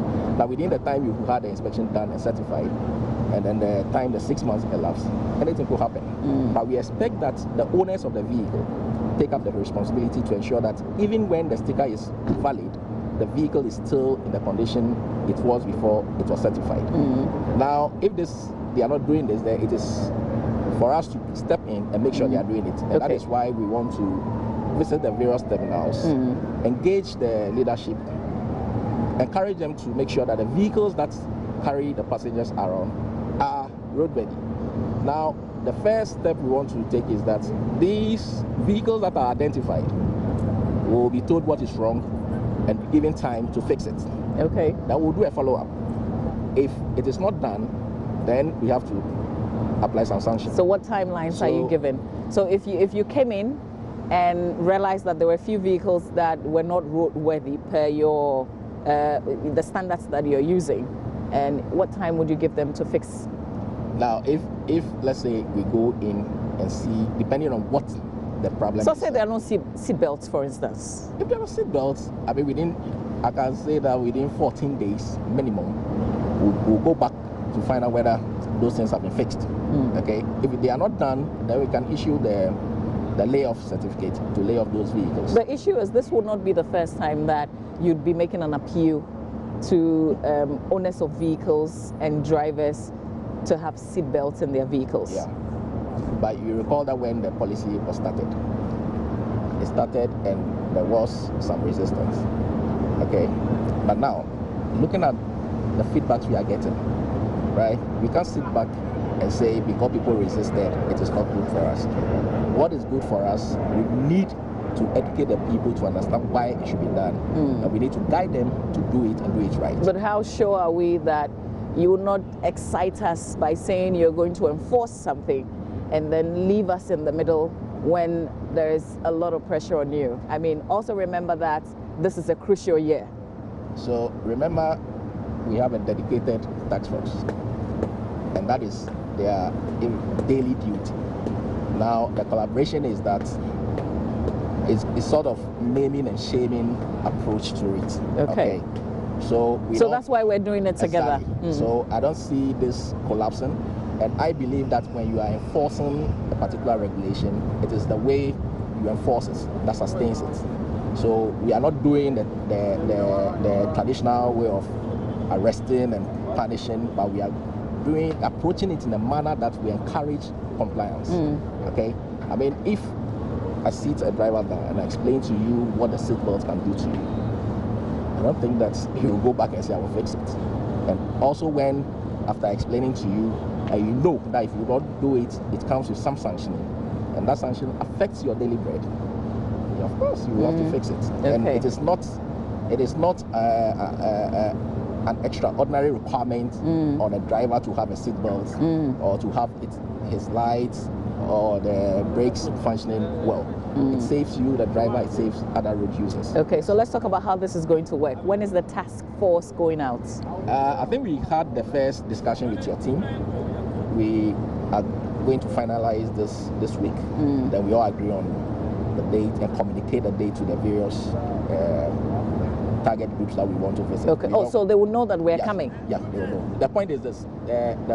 You may know that we are coming, but you don't know when we are at a particular terminal. Okay. Yes. Yeah. We don't know when we are at a particular, because we don't want people to make up for us to go and there is nothing. Yes. I mean, generally we inform you that maybe in March we are undertaking this exercise. But when we are arriving at your location, you would not know. Yeah. Explain the makeup of the task force. So the task force is made up of the DVLA, the National Road Safety Authority, and then the Police MTTD. Yeah, these three makes up the task force. Okay. Yeah. And initially, we're not making any arrests. They did. They make a lot of No, arrests. as in on this operation that we're going to go on. The beginning. The beginning is to sensitize and educate, and then once we've done that, we have identified who has a problem and to resolve. Okay. So the second visit is now enforced. Yeah, and that is what we call the encouraging compliance. Okay. Okay. Yeah. Okay. All right. So if you just join us, I'm talking to Kafui Semevo. He's in charge of driver training and licensing as in deputy director at the DVLA. We are the 37 DVLA office, and it's because of our Arrive Alive campaign. You've heard us talk to survivors and people that those who died left behind. We've been sharing very emotional stories with you, survival stories with you as well. And we want to tackle this as we encourage people to also do the right thing on our roads, all because we want to see less accidents on our roads. So that's why we're here. And Kafi was telling us about a collaboration that we're having together. So in the near future, you see a task force going to terminals, bus terminals, to do education. And then the drivers would be given some time if there's an issue that we find wrong, so that they can work on it. How long are we doing this?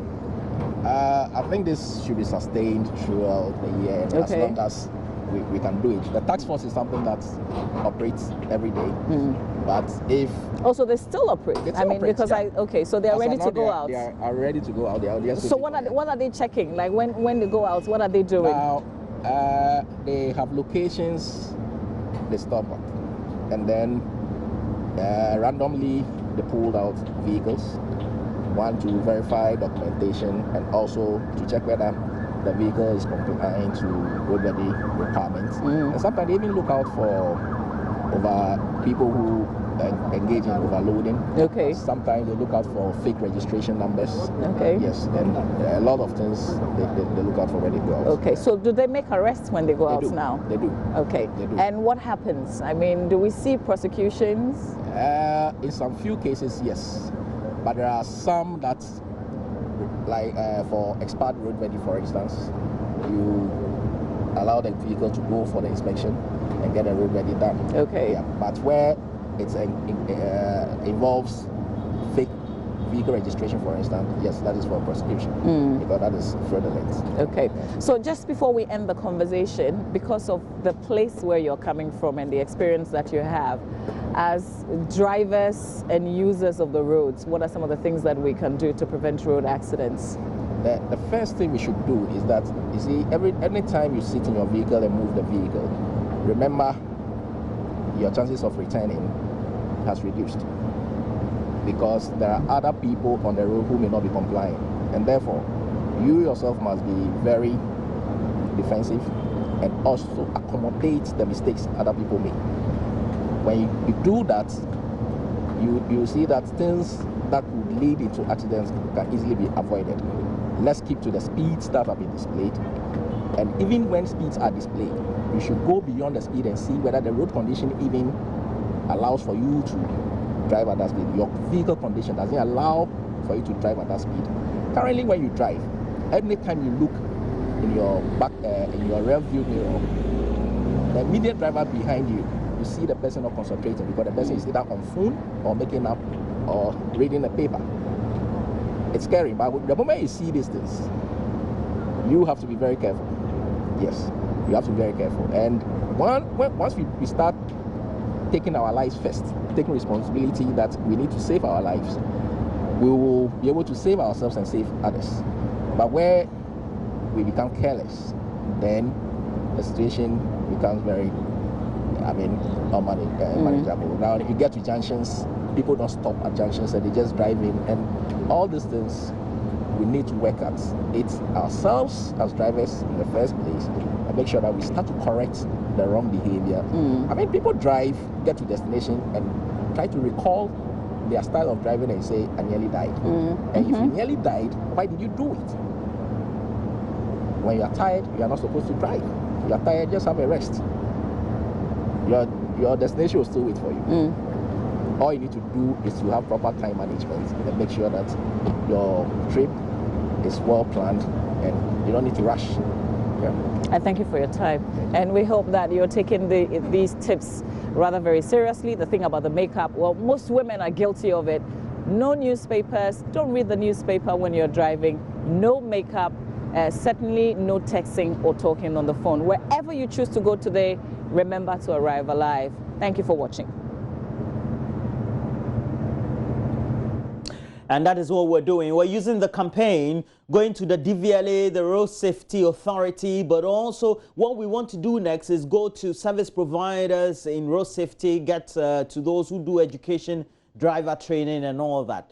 And I tell you, we all want to complement the effort of Joy News in making sure Arrive Alive, that great campaign for road safety, becomes a reality.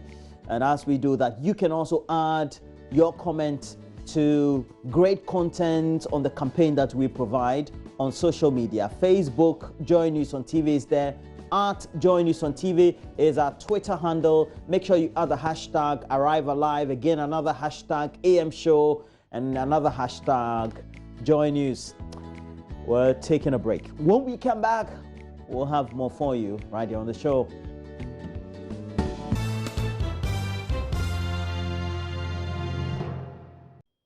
Welcome back. Now, we've been joined by the Ghana International Women's Club. The group is raising funds to give free treatment to up to 7 cervical cancer patients. Let's learn why by speaking to Augusta Cameron. She's the executive member of the Ghana International Women's Club. She's here with Dolores Zane Selby, who is the vice president. How nice to meet you both.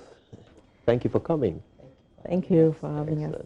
This is really positive. I mean, it's the cervical cancer has been on the minds of most people for the month of February, but you've decided to take it even further by actually treating 7 people with it. Why?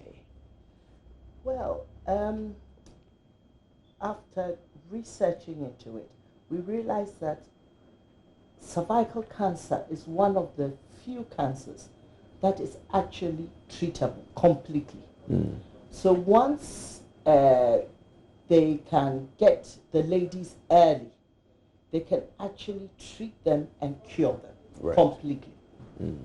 So what we did was we got in touch with Kolebu, partnered with them, bought a CR machine. We paid 60, Kolebu paid 40%.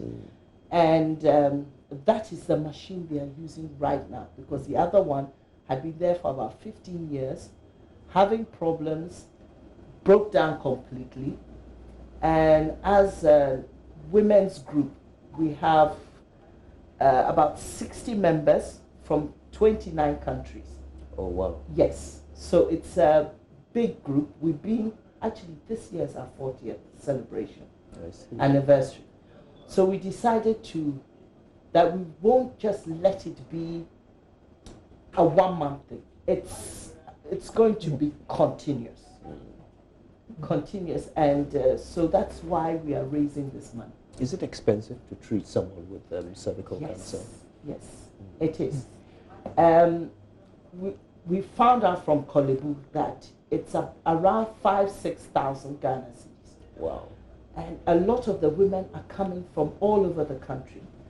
When they get in and they're told that it's 5,000, 50% never return. Wow. Yes. And they just go back to wherever they came from and they end up dying. So this is a major, major program that I think the whole country should get on board. So tell us, what's the plan? How does the Ghana International Women's Club intend to go about raising this money? Okay. At the moment, we are, by kind donation of a sponsors, Vani Group, they donated a vehicle. This is an SUV, a Mahindra SUV, towards funding our project. So we've been selling raffle tickets. It doesn't cost much. It's 10 cedis for a ticket. A booklet is 100 cedis. Wow. You know, and the draw is on the 6th March, and we hope to raise quite a bit of money because we don't want to limit it at 7. We are hoping that we can be able to treat, say, up to 40 women for free. Wow. And the agreement with Kolebu, you know, this the 7 people is through the fact that we are committed to paying for the maintenance and servicing of the equipment, the machine. It's a treatment and diagnostic machine. Yeah. So in paying for the treatment and for the servicing, we are able to treat, they're able to treat 7 people for free for us. Ah, okay. But we want to increase the number. You know, we want to increase the number to, well, 40th anniversary, 40 within the year, and then continue. You know, we are servicing paying for the servicing for up to 5 years. And within that time, we intend to treat, you know, as many women as possible for free. Yeah. And it's not just for cervical cancer. Our projects include things that have to do with education for children. And there's a school at Brekuso. And we built a school for them. It's run by GES, but things have deteriorated a bit. We built a KPIV for them, but it's, you know, caving in, it's broken. So we plan the project for this year as well is also to use some of the proceeds to build a toilet for them. We want to look at the digester biofuel system, you know, because of course it uses less water, you know, for the community. Yeah. But our main focus project this year is the cervical cancer program that we're working with Kolebu. So tell us about these tickets. How can we get them? Well, they are with members, and we have a few outlets that are willing to help us. We have Our Emporium at the Accra Mall. They are selling for us. Labadi Beach Hotel, they're also selling. The Goyle at Regimanuel, you know, getting to Regimanuel, there's a Goyle. They also have some of the tickets. We're also at the Koalas, Max Mart. You'll see us in our T-shirts, white with the logo, or this color, and they are there. The ladies are there selling. Wonderful. And the draw will be on 6th March. On 6th March. Okay, and somebody could end up winning a 4-wheel drive Mahindra. Mahindra. And other consolation prizes. Wow. Okay. And in fact, from tomorrow, the car will be at the Accra Mall. Oh, and we'll be there display. selling tickets, yes, every day. Yes. Brilliant. So, I mean, apart from buying a ticket for a worthy cause, you get to also win something nice if you're lucky, right? Yes. All right, now let's talk a bit more about cervical cancer. How big is the problem, you know, in Ghana? Do we know how many people are afflicted by this? I don't think so. I think the women are coming in when it's a bit late, when they have a medical problem. Yeah. So what we need to do, we are going to look at it in the future, is to get the machines in most of the regional hospitals. Right. So women, it's a matter of routine. Just go in, get it.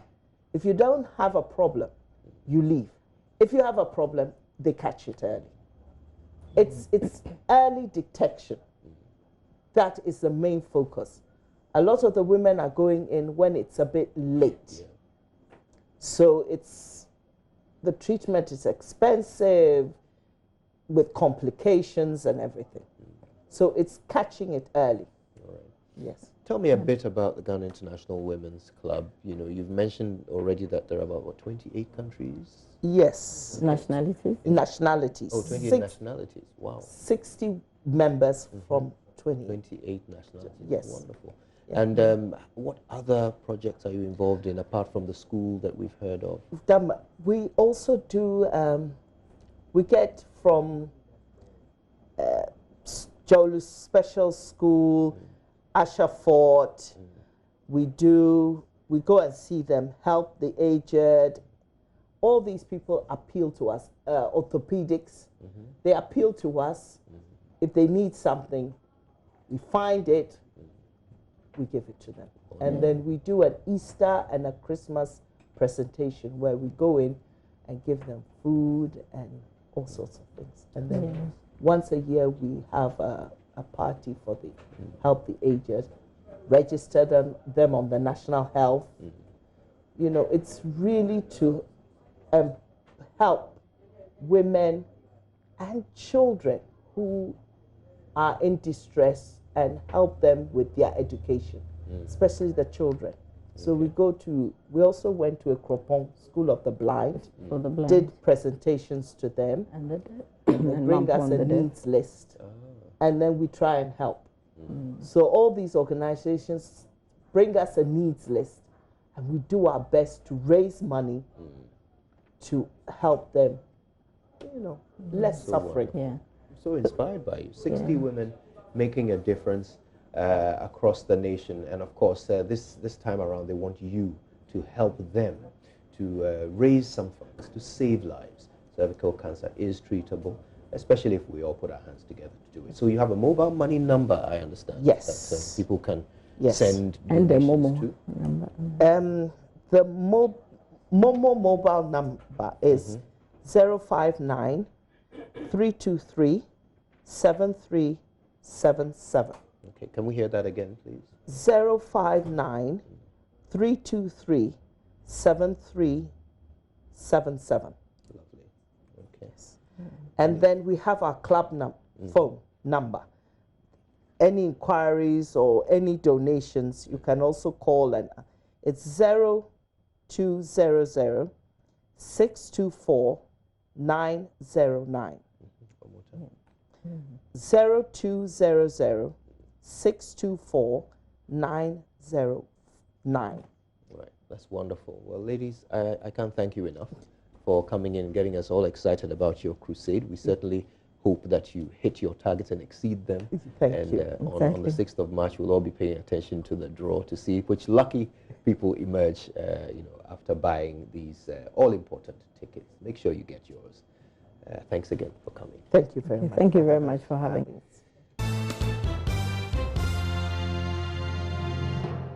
Yeah, now to our very first story, film director and actor Omar Sharif Kaptan has been speaking out about how he started the work of God. You may know him as an actor, but what you don't know is that he met his wife while doing the work of God. Now, speaking on the Drive Time with Lexus Bill, the actor said that he began preaching God's word and healing from childhood. He also revealed he received prophecy that one day he will become a man of God. I said this before. I think it started from childhood when I was doing healings and stuff like that. When I was very young, because I was fellowshipping then with Assemblies of God, and the pastor then was Pastor Zori. Yes, he's passed just I think last year. May his soul rest in peace. Yes, and I don't know. He saw me one day. I normally visit because we were living together at Adabraka. And he lives just about 100 meters from our place. So I go there, I polish his shoes, you know. He didn't have a child then. So I go there, help him out and stuff like that. So during the helping out, he one day said, what do you want to become? I love to be a pilot from childhood, yes. Okay. And I think I'll do it. Before I leave. You still have hope. So he said, no, look, this is what God says you're going to do. You're going to be a man of God. I said, you think I want to be like you?